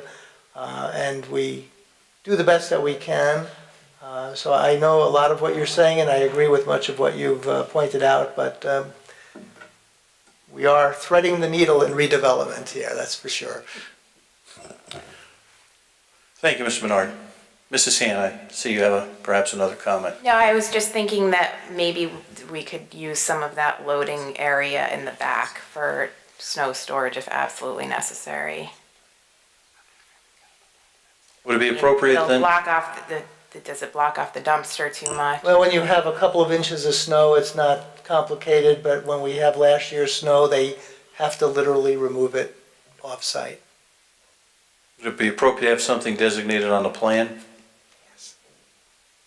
My suggestion would be that on final plans, we designate or the applicant designate the snow storage areas, and then you could make it a condition that as necessary, the snow is to be removed from site.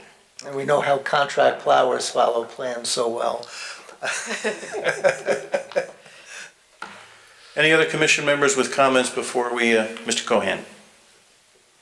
Yeah, the only thing I wanted to also mention was the interconnections. And, you know, the interconnections up here are gonna take away some valuable parking. And, you know, quite honestly, you mentioned one over to the bank where you could, you know, just have that one and only take away one parking spot. But I you know, in my opinion, I think parking here and in, you know, center of town is kind of at a premium. And I'm really hard pressed to see the benefit of, you know, having those interconnections here. That's my feeling. Well, philosophically, the fact that you have public parking should actually negate the need for the interconnection, because the real reason for interconnections is to keep people from jumping out onto the street and going to the next lot over. If I'm in a public parking spot, I'm gonna walk. I got my spot here, I'm gonna walk to the stores and the shops in the area, and I'm sitting here. So the interconnection, the two have the same function in many respects. You won't find us disagreeing with you. Right. So, and to your point exactly, I think the one on South Main, if we had to have one, I would, again, in my opinion, eliminate the one that, you know, was towards South Main Street. And, you know, we're still deciding where the other one's going to go.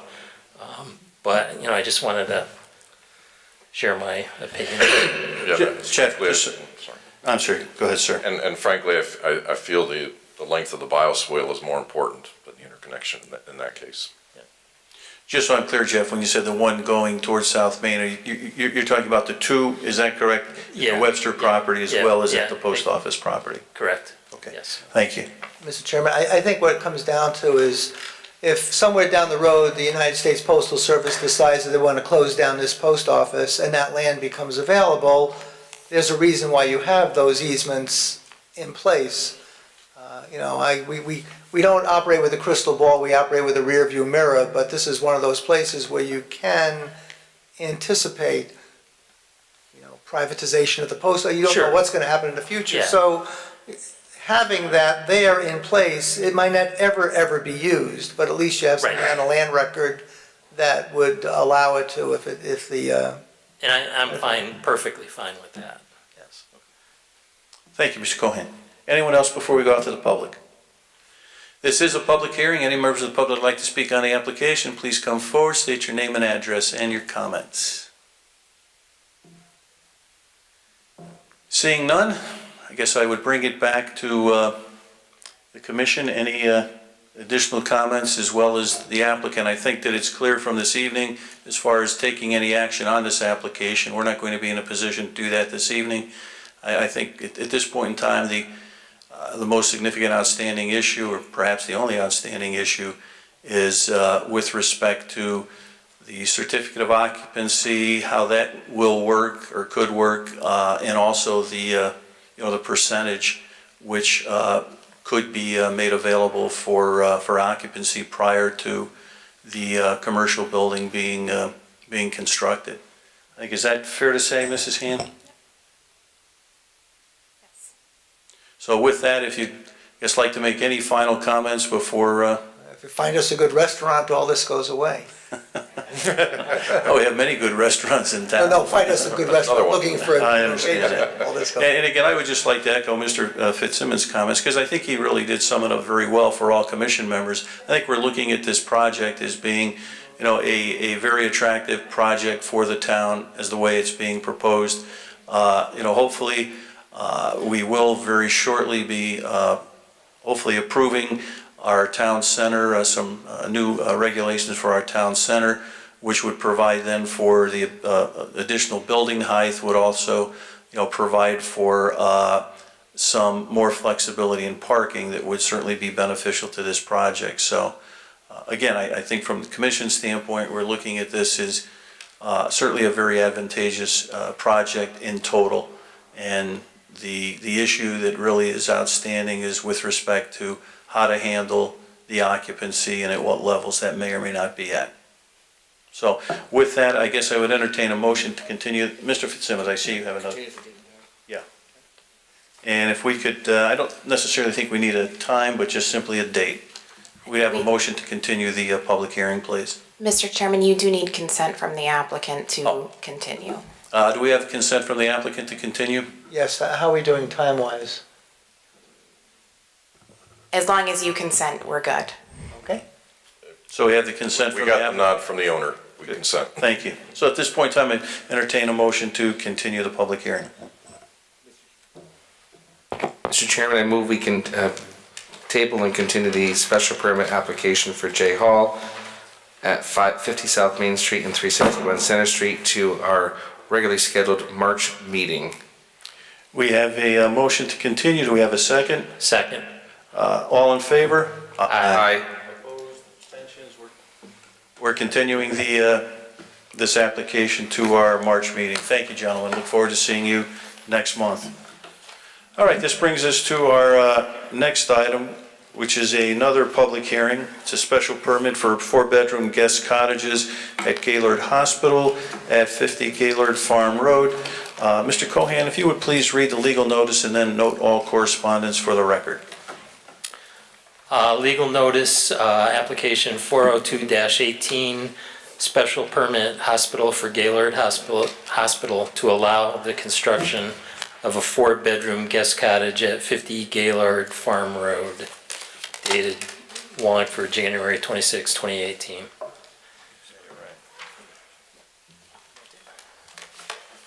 And for correspondence, we have memorandum from Sonia Barrera, COO of Gaylord Hospital, to Casey Hand, dated February 6, 2018. We have an interoffice memorandum from Eric Kruger, Senior Engineer, to Casey Hand, dated February 1st, 2018. We have a letter from Casey Hand to Gaylord Hospital, dated January 31st, 2018.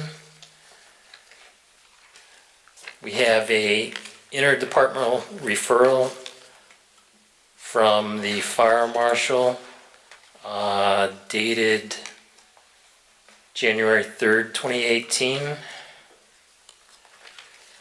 We have another interdepartmental referral from the fire marshal again, dated January 3rd, 2018.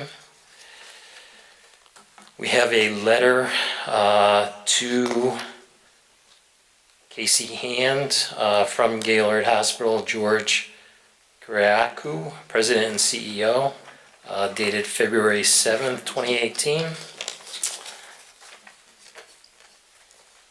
We have another letter from Casey Hand to Gaylord Hospital, dated February 7th, 2018. And the last one we have is a memorandum from Department of Engineering to Planning and Zoning Commission, dated February 9th, 2018. Thank you, Mr. Cohan. If the applicant would introduce him and herself, and please begin their presentation. Sure. Good evening. I'm Tara Knapp. I'm Vice President for Development, Public Relations, and Marketing at Gaylord Hospital. And joining me at the table is Bob Amonteo, who is our civil engineer, and Steve Lazarus, who is our architect. I thought I'd just take a few minutes to give you a little bit of background and history on the project before we get into the details, just so you know a little bit about where we're coming from and why the desire and the need and the urgency is there for this project. Hopefully you're all familiar with Gaylord Hospital in Wallingford. We're proud members of the community for 115 years. And we are a specialty hospital that deals with patients who have experienced a life-altering accident or illness, such as a spinal cord injury, traumatic brain injury, devastating stroke, pulmonary illness, ventilator weaning, wound care, multi-symptom trauma, and they generally come to us directly from the ICU of an acute care hospital, and their average stay with us is at least 25 days.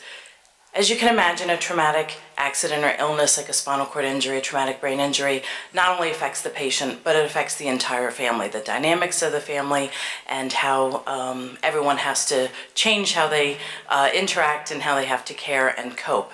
So it is quite a hardship on families because we care for patients throughout the state of Connecticut and beyond. So if you're from New London and Torrington and Greenwich, it's really hard to get up to Gaylord every single day to see your loved one. So for decades, we've had a guest cottage called Crockett House on campus. And that is a small guest cottage, and families have been allowed to stay there on campus. This allows them to be closer to their family, to learn about the illness, to help co-treat, to provide emotional support, and it's very convenient for them, particularly in the winter time when it is hard to travel on the highways. And as you know, we're very remote in Wallingford, and so it's very convenient for them to be able to stay there.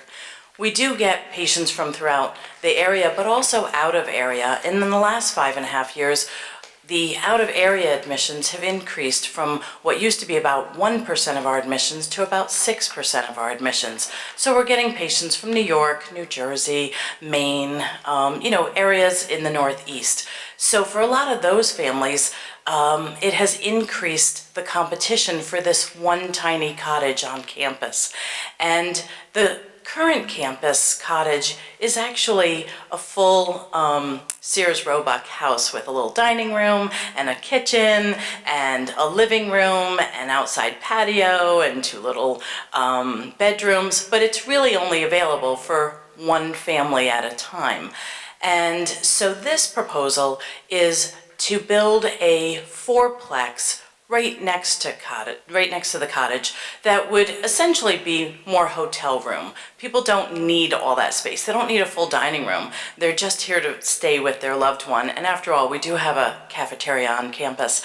So the 4-plex would be hotel-like rooms, 4 of them, a common entry. The rooms are about 400 square feet each. Common entry is about 100 square feet. The total footprint is about 1,700 square feet. And it would be able to help more families stay on campus, be convenient, and then it starts to create a little bit of a neighborhood so that even the families are getting support emotionally from those who are also going through the same situation. So we would really love to be able to provide this convenience to both the families and support to our patients by constructing this fourplex on campus. And so for the details of it, I am going to turn it over to people who understand the setup a little bit more. Before I do, I was going to ask Mrs. Hand, in consideration of our nonprofit status, if it is possible to get a reduction in the application fee. I know that was suggested as something we could ask for. That would be something that would have to be requested and approved by the commission. Typically for these types of applications, it's not something, because we still have to do the same amount of staff work and there's still town money going into that, but you could put that in writing and request that, or you could request it tonight. Oh, okay. Thank you very much. For the record, my name is Robert Emmentaler. I'm an engineer and surveyor with Design Development Group offices in Meriden. I'll go up to the plan and I think it's easier to explain it.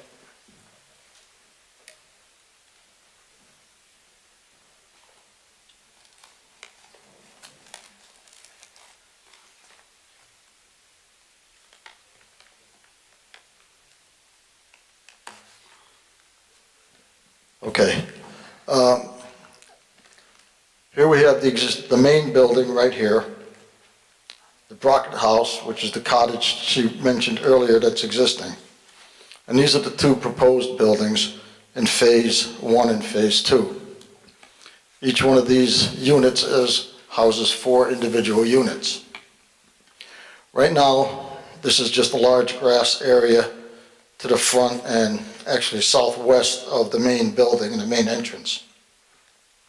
The proposal would be put the buildings in this position like this, with a walkway and an extended parking lot along this existing driveway. There's a couple of things that we're putting in a sanitary sewer, tying it into the sanitary sewer that exists on the ground here. There's adequate water pressure, and that's been approved with your water department. We're providing a domestic and a fire service for each building as required by the building code. There's only one tree that's got to be removed. You can see there's a good number of very mature trees on this site, and that's why the proposed buildings are going in this area with minimal disturbance. There's only one, like I said, there's only one tree that will be removed here. There is one particularly large tree, which is a copper beech, which is over here, and that's probably about a 4.5, 5-foot diameter. I want to try to stay away from that as much as we can because that's a very sensitive tree, very good, very old tree as a matter of fact. This is the existing drive. There's an existing parking lot over here.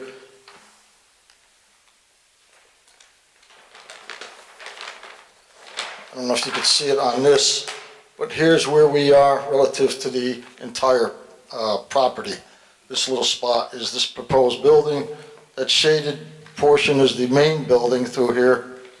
And you have Gaylord Farm Road that circumnavigates half of the property as such. If there's any questions? Commission members with any questions for the applicant at this point? Not at this point. You may continue. At this point, we have no questions. No, nobody. Apparently not.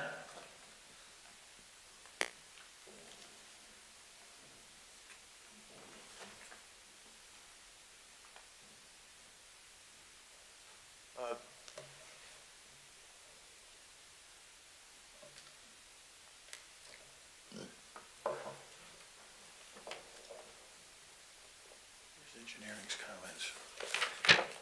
She said we had them.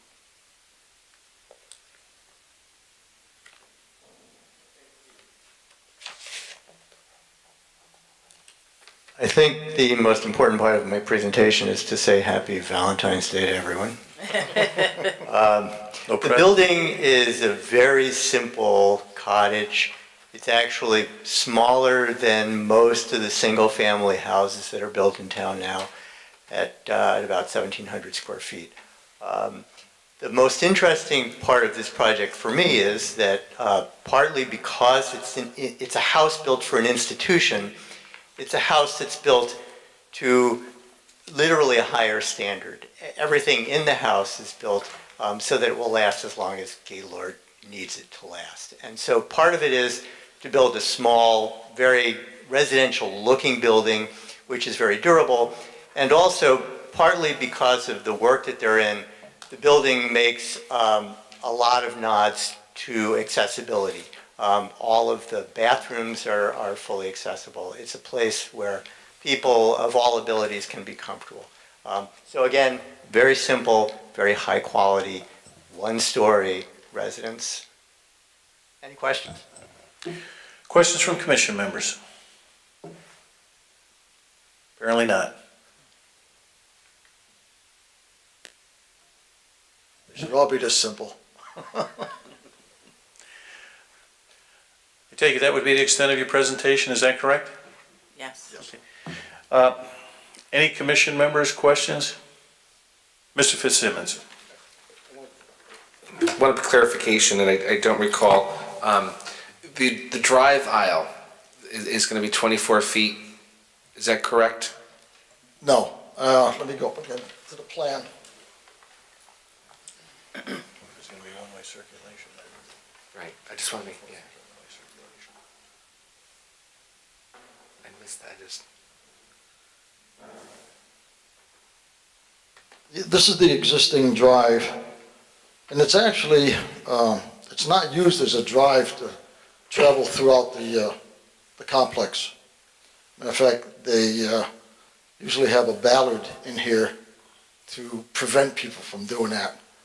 Because anybody working in here and parking in this parking lot, they're gonna go out to Gaylord Farms Road and make their way either west or to the east. The road presently, it varies in width, and it's got from 20, 21 feet down to 19 feet, and it widens out at the throat here.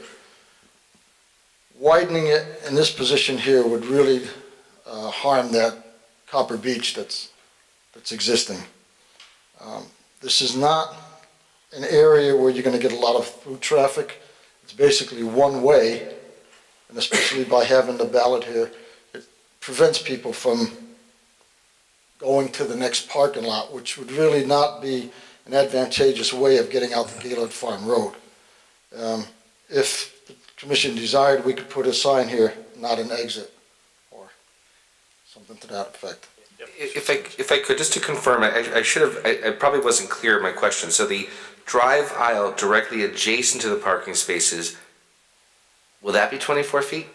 No, we're going to keep it as a whole. We're widening it 21 here, but it's only about 20 feet in through here, All right. 21 here, and then it widens out in this position. We would leave it one way so that it wouldn't have All right. two-way traffic. So my thought would be to put the appropriate signage to avoid that, because and again, having been there, I know exactly where we're talking.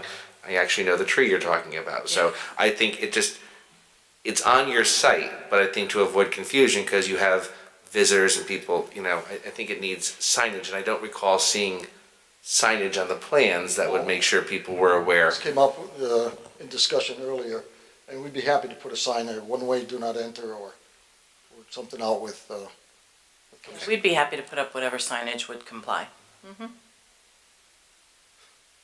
So I know, Mrs. Hand, you had mentioned either it be 24 feet or it must be limited to one-way circulation. I guess my question is, if it's one-way circulation, either how do you get out or how do you get in?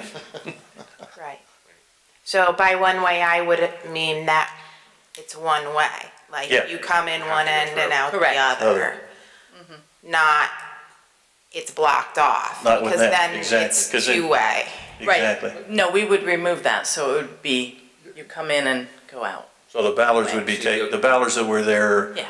those would be eliminated. Okay. So it would either be, you're coming in from that lower or upper, I'm not sure, lower upper parking lot, you're either coming in from that direction or you're exiting into that parking lot. Right. You got to bear in mind too, there's only 12 parking. No, I think we understand. Yeah. But again, I guess it would be your decision as far as which way you'd want the Yeah. one way to go, but it would Right. seem that it would probably make more sense. I won't even say what makes more sense, because I'm not that familiar with it. And typically, we would have you modify the spaces so that they're angled to be one-way parking spaces if you wanted, if that's the way you want to do it. That's completely fine. That should be relatively straightforward, but I just want to make sure that that's understood. Yeah, I'll make note that it should be angled parking. Yeah, Mr. Fitzsimmons. Just a question from the last one. So you describe in your materials in your presentation, it's a phase 1 and phase 2, right? Phase 1 is definite, phase 2 is potential? Right. Okay. Does the plan indicate which one is phase 1 and 2? Okay. All right.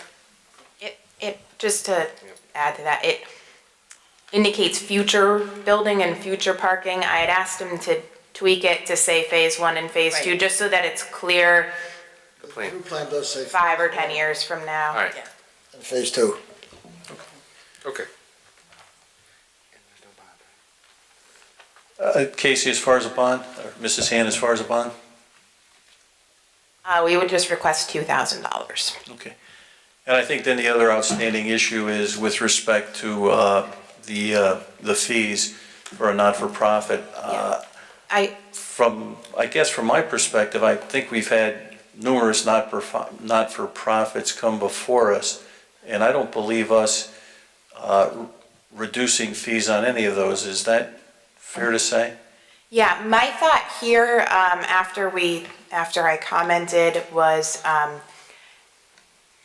it's really what the magnitude of the project is. So I had been thinking that this was a site plan, it's actually a special permit. So if you are inclined to reduce it closer to the site plan fee because it's a small magnitude project compared with your normal special permit, so the special permit fee is higher than the site plan fee, you've done something along those lines before, but not based on it. So when we did Connecticut Food Bank, that was a huge building, there was a lot involved in it. So there wouldn't have been, that was also a nonprofit, but we didn't do any fee reductions because it was a high magnitude project. Do you recall ones that we did a fee reduction for? I can't recall, and I guess I'm a little concerned, and when we start, is it significant, not significant, then we start getting into that, and I think it becomes a little bit more difficult. So as much as I'm sensitive to the issue that you are, a not-for-profit, I feel a little uncomfortable because I can't recall any situations where we've done that before for not-for-profit. So at this point, I'm open it to other commission members, but I wouldn't be comfortable with that. Yeah, Mr. Cohen. Yeah, Mr. Chairman, years ago, Gaylord sponsored a lot of road races in town that I personally ran in, and it was a nice community event, and raised money for the people in the hospital. And then after that, they supplied the softball fields for the girls when they needed fields. So I think we should just waive the fee on this instance, because they've been a good neighbor. Other commission members like to comment?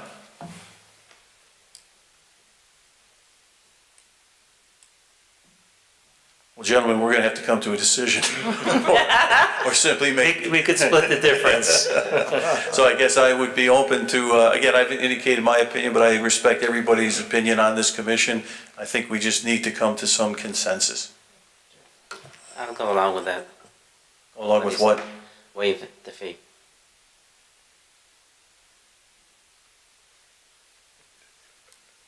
It's either you or Mr. Fitzsimmons, Mr.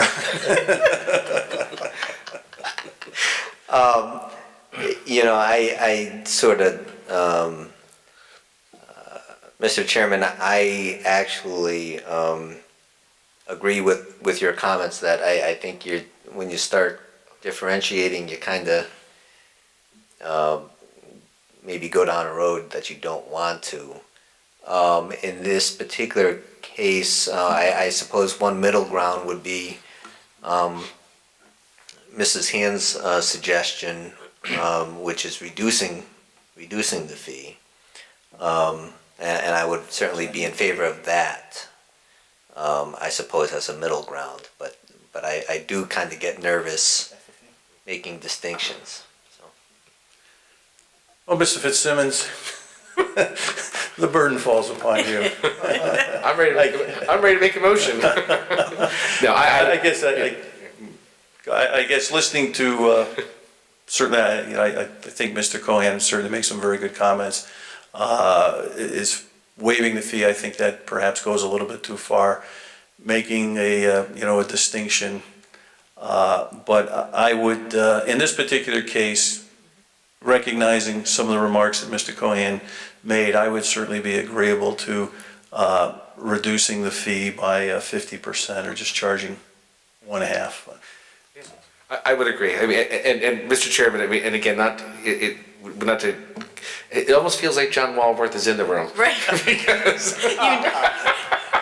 I'm sitting here going, why did John make me? because he'd still be negotiating. You know that. Yes. So I'm prepared when you make motion. So does the waiving 50% of the fee work for everyone? Yeah. Okay. All right, with that, I take it the applicant has no further comments on the application. Mrs. Hand, any further comments? No, just the standard department conditions of approval. Again, this is not a public hearing, but we've always given the public the opportunity to comment on the application. Any members of the public would like to come forward and comment on the application? Seeing none, I'll bring it back to the commission for a motion on the application. Mr. Chairman, I move we close the public hearing and a special permit for Gaylord Hospital. We have a second to close the public hearing. Second. All in favor? Aye. Aye. Aye. Any opposed, abstentions? Moving on, I'll now entertain a motion on the application. Mr. Chairman, I move the commission approve a special permit for Gaylord Hospital to construct 2 4-bedroom guest cottages at 50 Gaylord Farm Road, as shown on plans entitled Proposed Site Plan showing proposed guest cottages prepared for Gaylord Hospital Incorporated, Gaylord Farm Road, Wallingford, Connecticut, dated December 14th, 2017, revised and received February 6, 2018, subject to the following conditions. Number 1, comments of the town of Wallingford Water and Sewer Senior Engineer dated February 1st, 2018.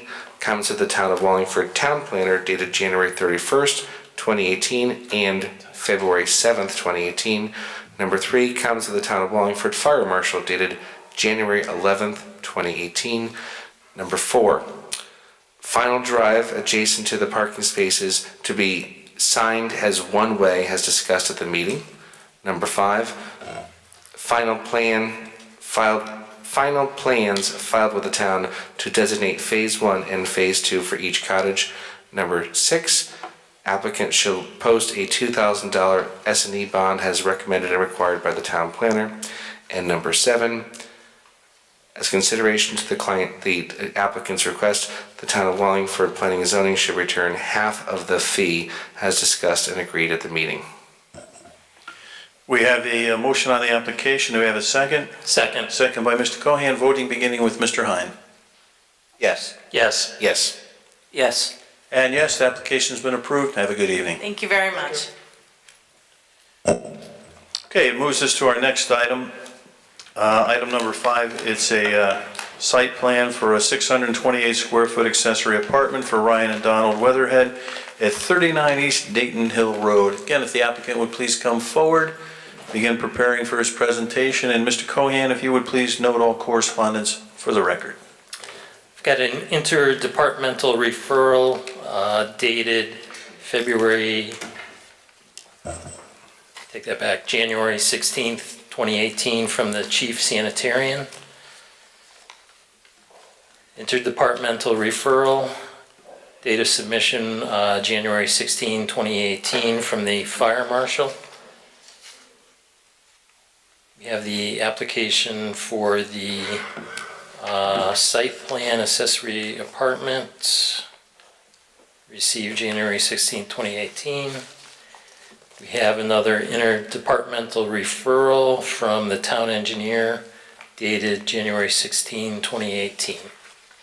Thank you, Mr. Cohan. If the applicant would please begin his presentation. Sure. My name is Ryan Weatherhead. I live at 39 East Dayton Hill Road in Wallingford, Connecticut. My wife and I, with our 2 kids, bought this house with my mom and dad back in May. They just retired and moved up here from New Jersey. So they are excited to get out of New Jersey and be up here with us. And so we bought the Dayton Hill property with the intention of looking on the website for what the regulations were for the accessory apartment before we bought it, and drew up plans that were done by hand, to be honest, and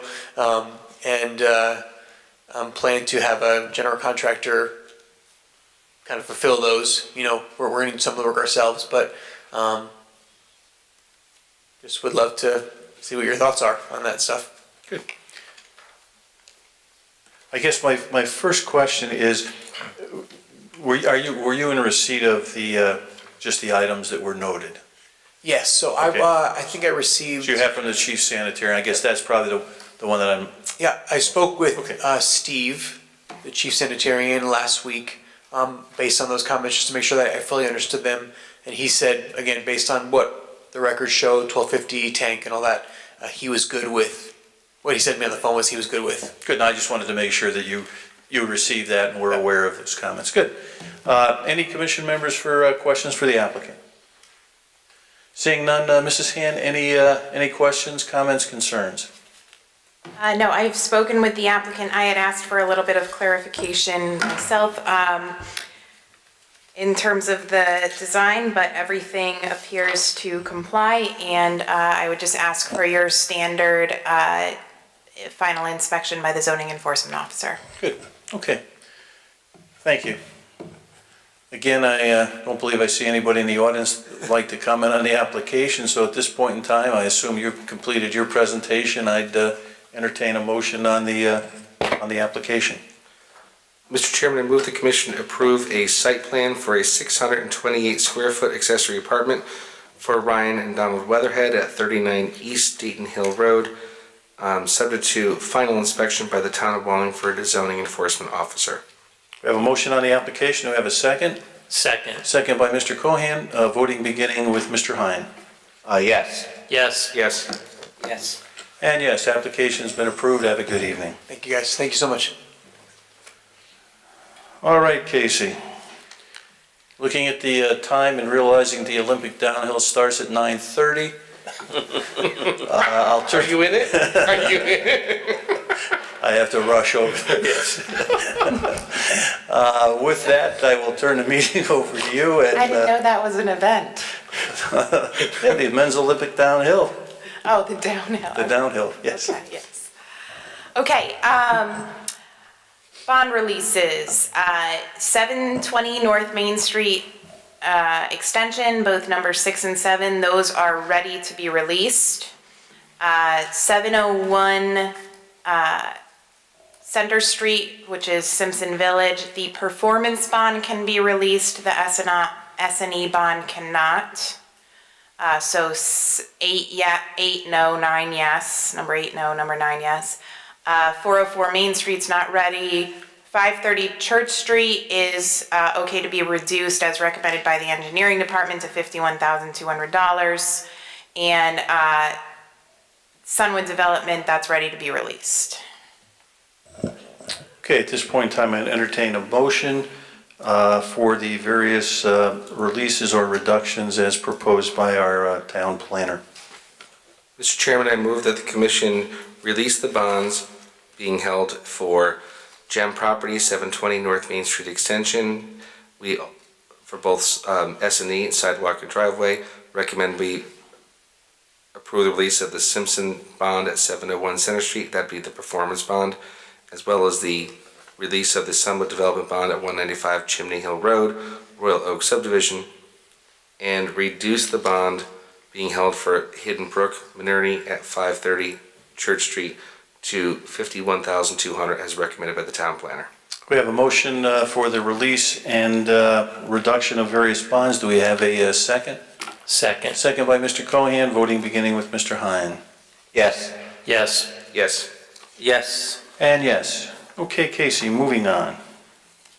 Okay, I'm going to do a brief presentation about the town center boundary lines, hopefully brief enough to get you home for most of the downhill event.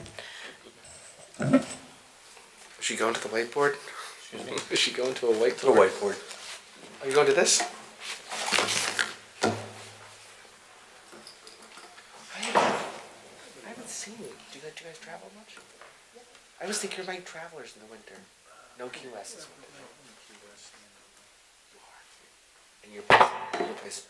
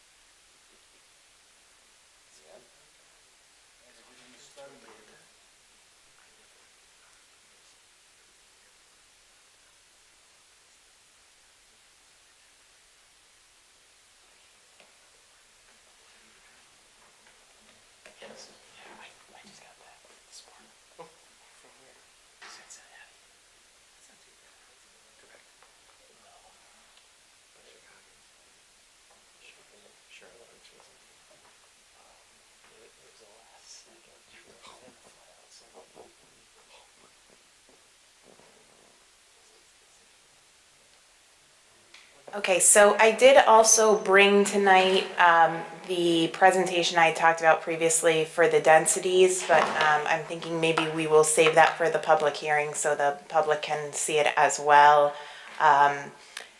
That's just to, it sort of gives you a perspective on what different densities look like. We can look at it tonight after this if you want, but this is sort of our primary purpose tonight. Okay. So as you're all aware, we've been discussing at length new zoning regulations for the town center area. And when I'm finished with this, I am going to suggest that I think we've reached a point where we're ready to hold the public hearing for those. I think that's what we decided at the last meeting. So I'm going to recommend that you schedule the public hearing for those new zoning regulations for the March 12th meeting. And if, depending on what's decided tonight, you may also be ready to schedule a simultaneous public hearing for the boundaries. So we will see how that goes. This is not a fancy presentation, but it gives you the information. Okay, this is your existing land use map taken out of the Plan of Conservation and Development for the general area. It sort of shows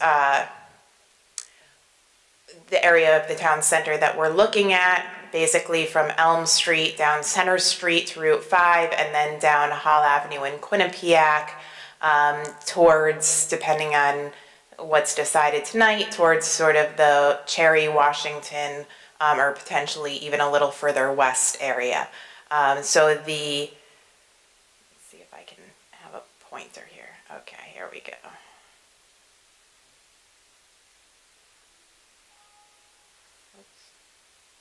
Hold on a sec.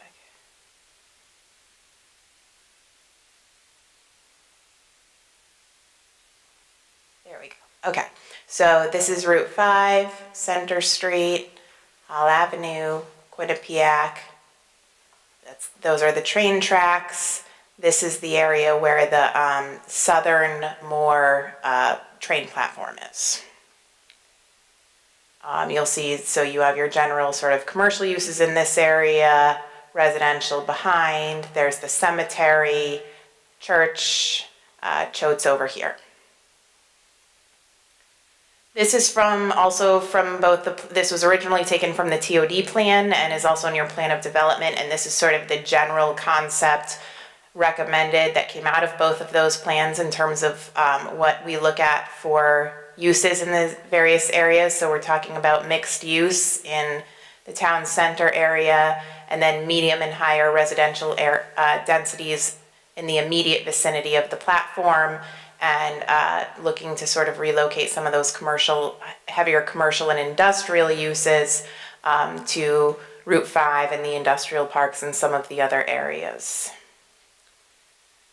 Okay, this is how the zoning is right now. The red is the CA6 zone. It's a commercial type A zone. We do have other CA zones in town. It's the only CA6, so it's the highest density CA. But as you're all aware, that is what we're looking to change. So we will be creating an actual town center zone. These lighter areas are limited business, central limited business. They allow for office space within existing buildings and multifamily within existing buildings. And then the orange colors are residential. This again shows, so what I wanted to show you is there are some different concepts and some different ways the town center boundaries are currently defined. There's the CA6, which I just showed you, that's in the red here. The sort of purpley black line that extends. In some places, it's a little bit broader, just in a few places, it's just a little bit broader than the CA6 zone. The most notable ones are here and here, so along South Colony, and it extends down Quinnipiac further. So this would be where the Tatas used to be. This is the town parking lot behind Brothers. So the CA ends there, the CA6 ends there. The electric division boundary, so this other boundary line is what the electric division uses for their incentive program.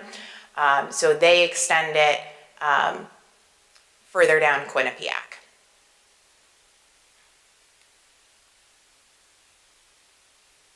As part of the Plan of Conservation and Development, one of the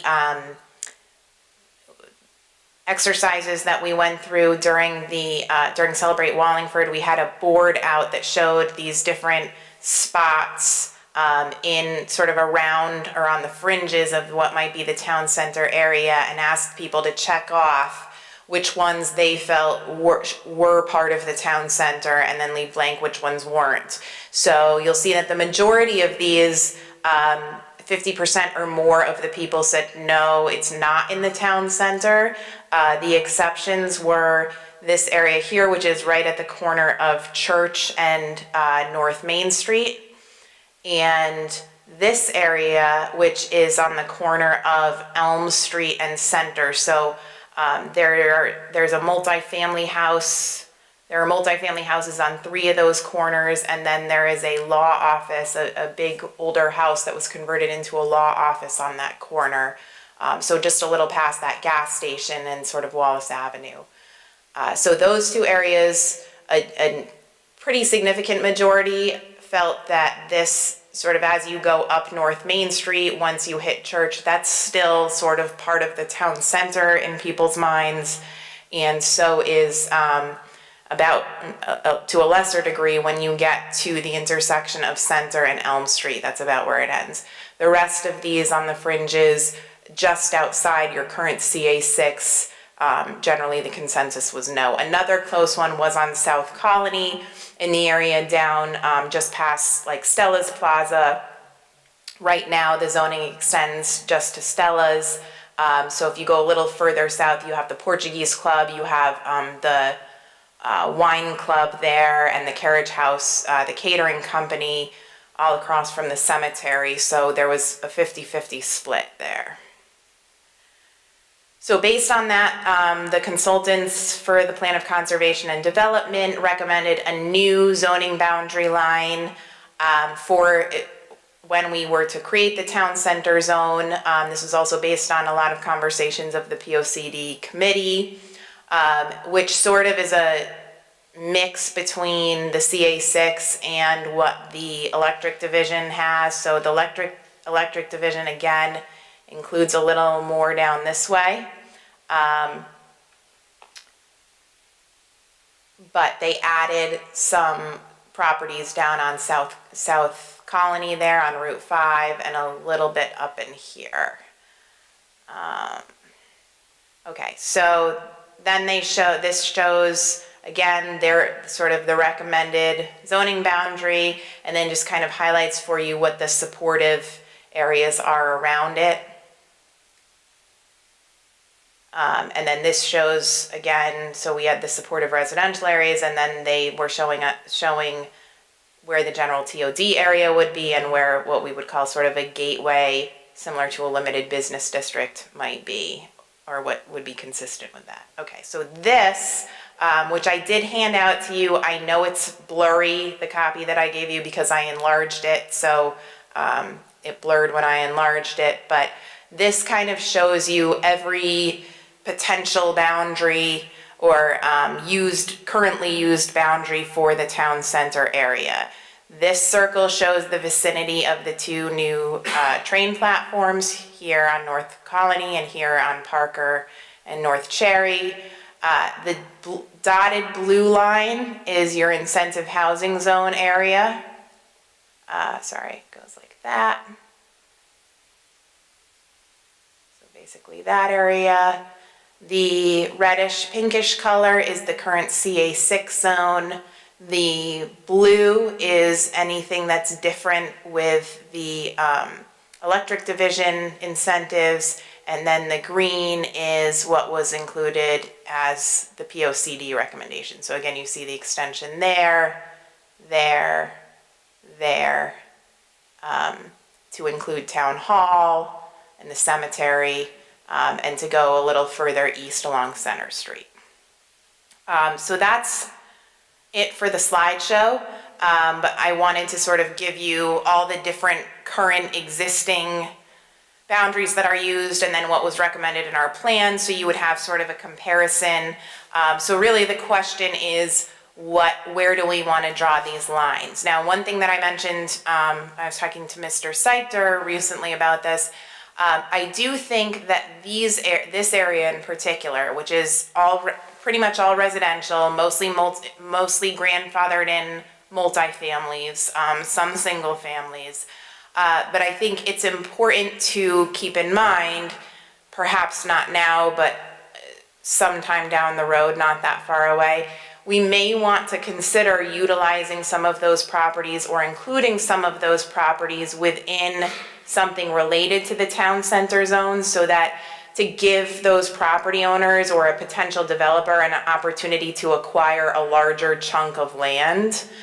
So for example, in here, if a developer wanted to develop some property in this area, they could do more if they could make the property a little bit bigger. So in the future, we may want to consider something that would say some sort of overlay zone, where if it's combined with a piece that's in the existing CA6, it could be part of a a town center development or something along those lines, but I don't think we're ready for that yet. So I just wanted to sort of put that in everybody's mind for future. But I guess now the question to you is how you feel about the boundaries, the proposed boundaries, and what you think should be included or not included. Obviously, I think the CA6 is a good basis to start, and I think the POCD recommendation and the electric division, I think they all encompass the areas we would generally consider. Thank you. Comments, questions from commission members? I guess I'll just maybe start it off. When I was, met with Mrs. Han yesterday and we were discussing this, one of the things I was looking at was with the, with the electric division, and they have an incentive program for, for downtown. And at least in my mind, I think it may be appropriate to, extend, I guess it would be heading west to, what would be Cherry, that would take you to Washington Street, right where the old Washington Street School was, just on the east side of Washington Street, to bring that down, to encompass that area, because if the electric division considers that part of the downtown and provides some incentive, I think it would be beneficial if we're looking to develop our downtown, that those types of incentives be, provided for people that are perhaps looking to redevelop some of those properties. So, when I'm looking at what was proposed in the plan of conservation and development, I feel, comfortable with that, with making some just small additions to a large degree to accommodate what the electric division has in it. So that would be this area right here. Yeah, that's correct. And that includes like what used to be the old Dublin. Yeah. And some of those buildings, just for reference. Exactly.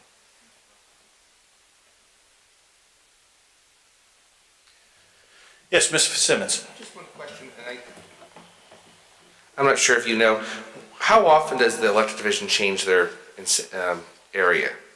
I don't know. Yeah, I could find out. I agree with the chairman, it makes sense to, but if they do it, like they add a parcel every year, then we know, but I think if it hasn't changed in years, it does make sense when you add the blue lines, we're right there. But there must be a reason why certain parcels are where they are.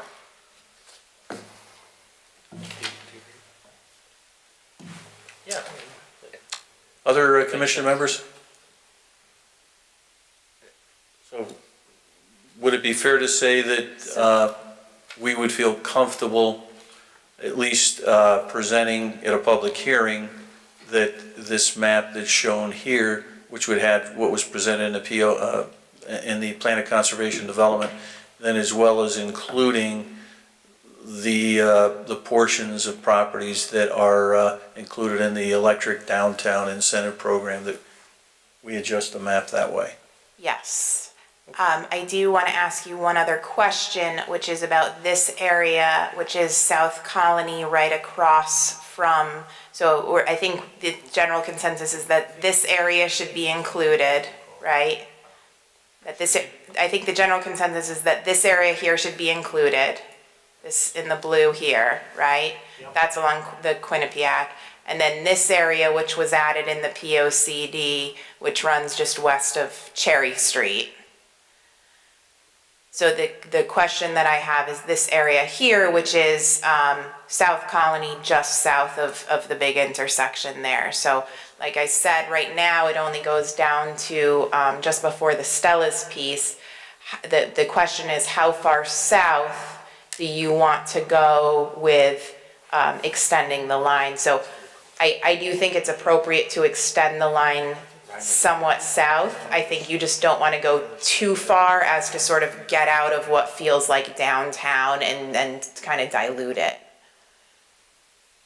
And I always get Spring Street and Prince Street all confused. What's the street that abuts the cemetery on the east?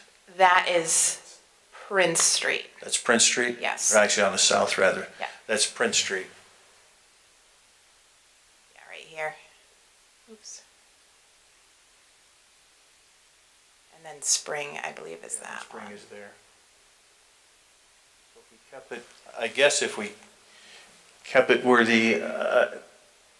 the green line you said is the Stella parcel, is that correct? That would be that would be probably the southern boundary of the. Where the green line is, this line here? Yes.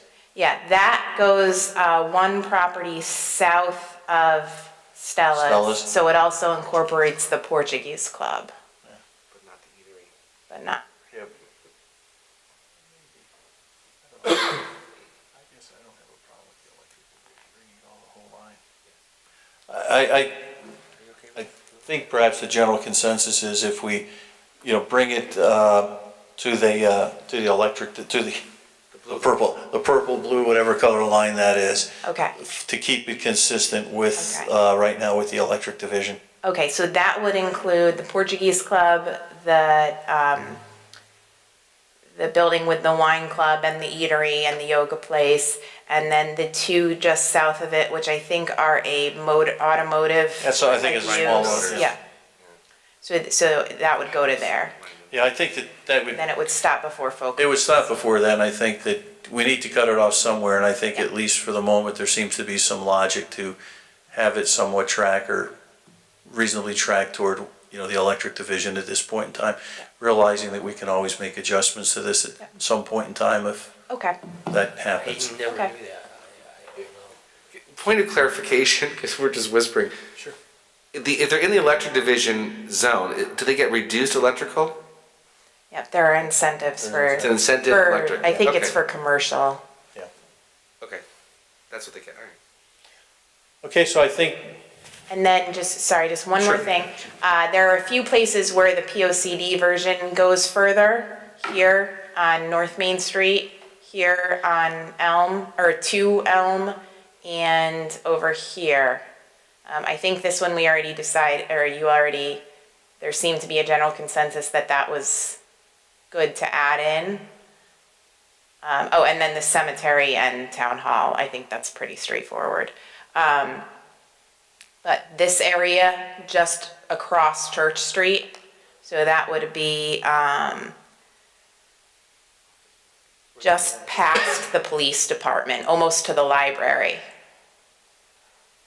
Professional office. most of that's professional Regan, office, yeah. exactly. Yeah, I think honestly, I think that's all zoned CLB, and I honestly feel that the CLB is pretty appropriate there. I mean, the CLB allows for office, it acts as a transition between the town center and the residential areas.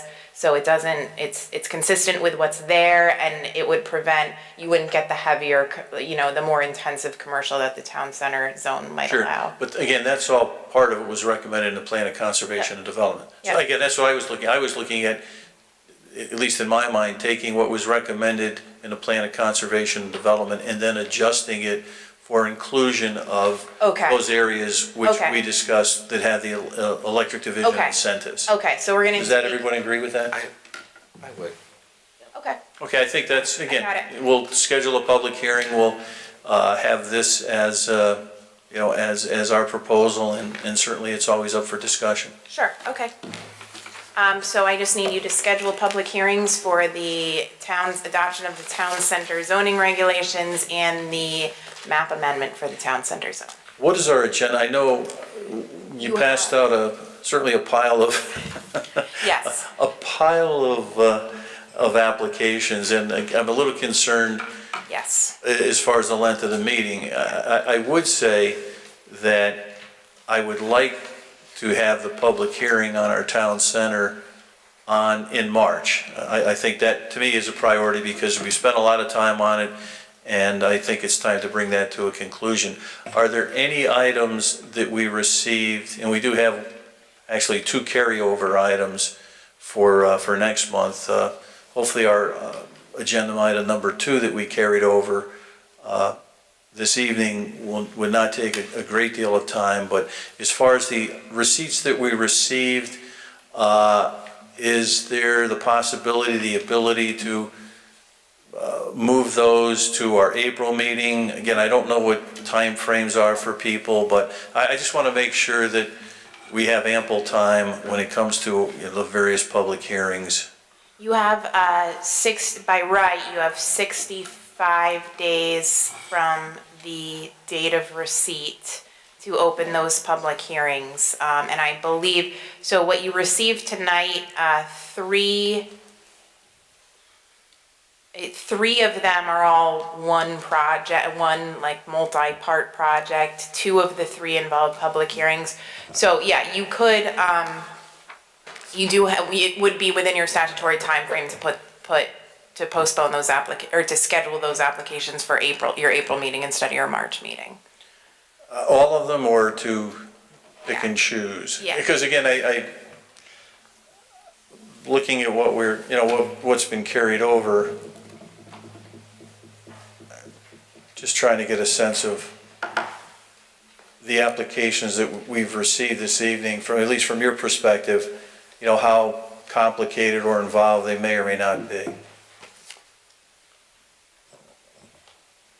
The ones that are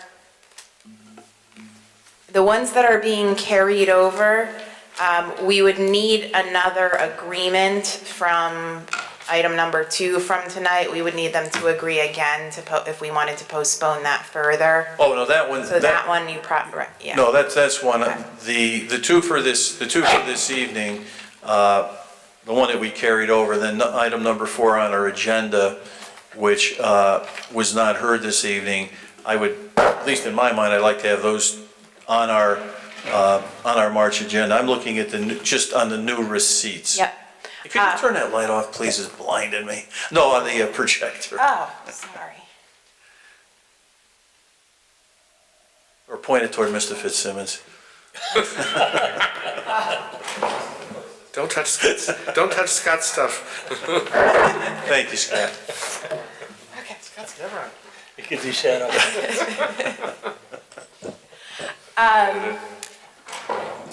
So for the receipts you got tonight, all of the special permits, you have 65 days to open, so those 3 could all be postponed. The other 2, the subdivision, well, let me say this. If you were going to postpone, I would say start at the bottom and move up, because that's the order we got them in. That would be my suggestion. So number 1 we got first, so if you're only gonna hear 1, and plus that's a site plan. So, but you do statutorily, you could postpone any of them until April. Okay. Recommendations? Not to put you on the spot, Casey, but what would you recommend? I would recommend that, obviously, we have items.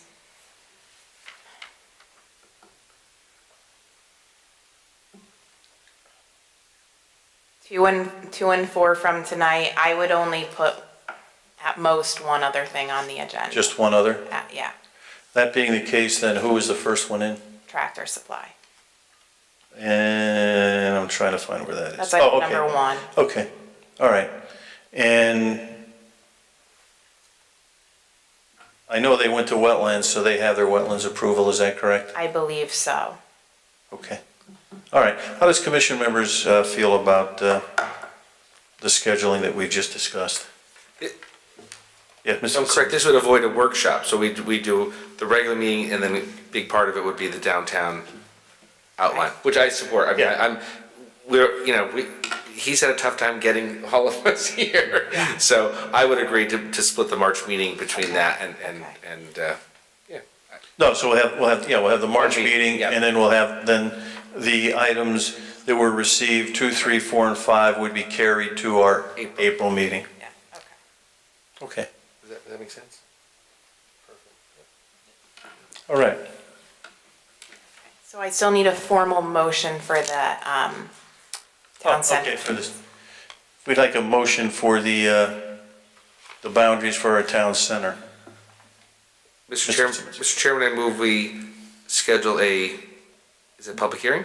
Public hearing at the March 12th meeting of the Planning and Zoning Commission to discuss the town center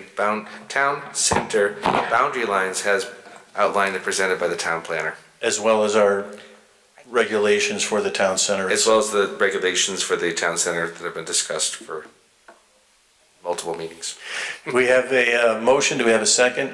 Second. Second by Mr. Cohan, all in favor? Aye. Opposed and abstentions? Good. And then, Mrs. Hand, you'll be providing to us, well before the meeting, the final proposed regulations, correct? And then also just the final map too, Yep, if we we'll could give you get a new that. map, too. Okay. Yeah, if we could have that, I know you've been working on, if we could have that well before Yeah. our meeting, that would be very helpful. Yeah, my intention would be by the end of this week to get it. Good. Thank you. All right, moving on. We come to always our elusive election of officers, as we don't have all of our commission members here this evening. We will move that on. And takes us down to the annual report. I know Mrs. Hand provided us with a copy of the annual report. Does anyone have any corrections, additions to it? I know I had provided Mrs. Hand with my corrections. I don't know if anyone else have had the opportunity to look at it or not. So I guess I would suggest, unless there's no corrections, or if people have not had the opportunity to fully review it, they could perhaps within the next week or two provide that to our planning department, so then we can have a final report so we can take action on. And brings us down, if you would, Mrs. Hand, please take us through the rest of our agenda, being the ZBA decisions and notices and enforcement log. Okay, so for ZBA, which I don't see in my packet. They approved the Toyota application, obviously, and I don't have that.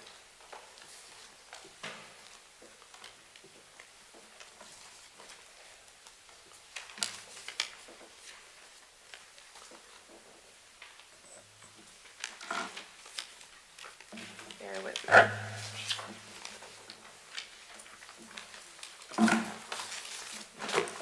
It appears that nobody got them in their packets, is that true? Excuse me? Did you not get those in your packets? The, which? ZBA? I did. Yeah, I received it, yes. Oh, I don't have them. So I will leave it to you if you have any questions. or Any questions comments. anyone has? I think on the ZBA, there was there just one carryover? Yeah, sorry. Yep. Yeah, the ZBA just had one carryover, Carryover. yeah. And it was There's- for an oversized garage. Okay. I guess would leave us if anyone has any questions on the zoning enforcement log. Seeing none, if. The log, sorry, yeah, I do. In conjunction with the annual report, I know I've asked this at the end of the meeting, I know it's at the end of the meeting in between Mr. Seichter, the chairman, and Downhill Ski. I know you- Legal update. Oh, We went to court, we must have been to court, Yes. we've been sued. Yes. If we could just get some type of update on what happened for 17? Yes, absolutely. Thanks. Yeah. Okay, with that, if there's no more business, I'd entertain a motion so my life can continue to go downhill. Jim, I do have Okay, sure. one quick thing. The regional POCD is ready. I got an email yesterday with the link. I don't know if Casey got it, but I will send it out to, the commission. If anybody has any comments, please feel free. And also somehow I got elected secretary. Oh, congratulations. Congratulations. I think that was the booby prize for the dinner. But I'm the secretary now, so. And also, I'd just like to say, Mr. Cohen, I certainly appreciate you, taking part in, in that endeavor. It's a good little group. Have you seen Amazon yet? North Haven hasn't referred it yet? Oh, yeah. It's a little different. I'll fill you in. Yeah. Again, I'd entertain a motion to adjourn. Mr. Chairman, I move we adjourn. Do we have a second? Second. Second by Mr. Cohen, all in favor? Aye. Opposed, abstentions, we're adjourned. Have a good evening.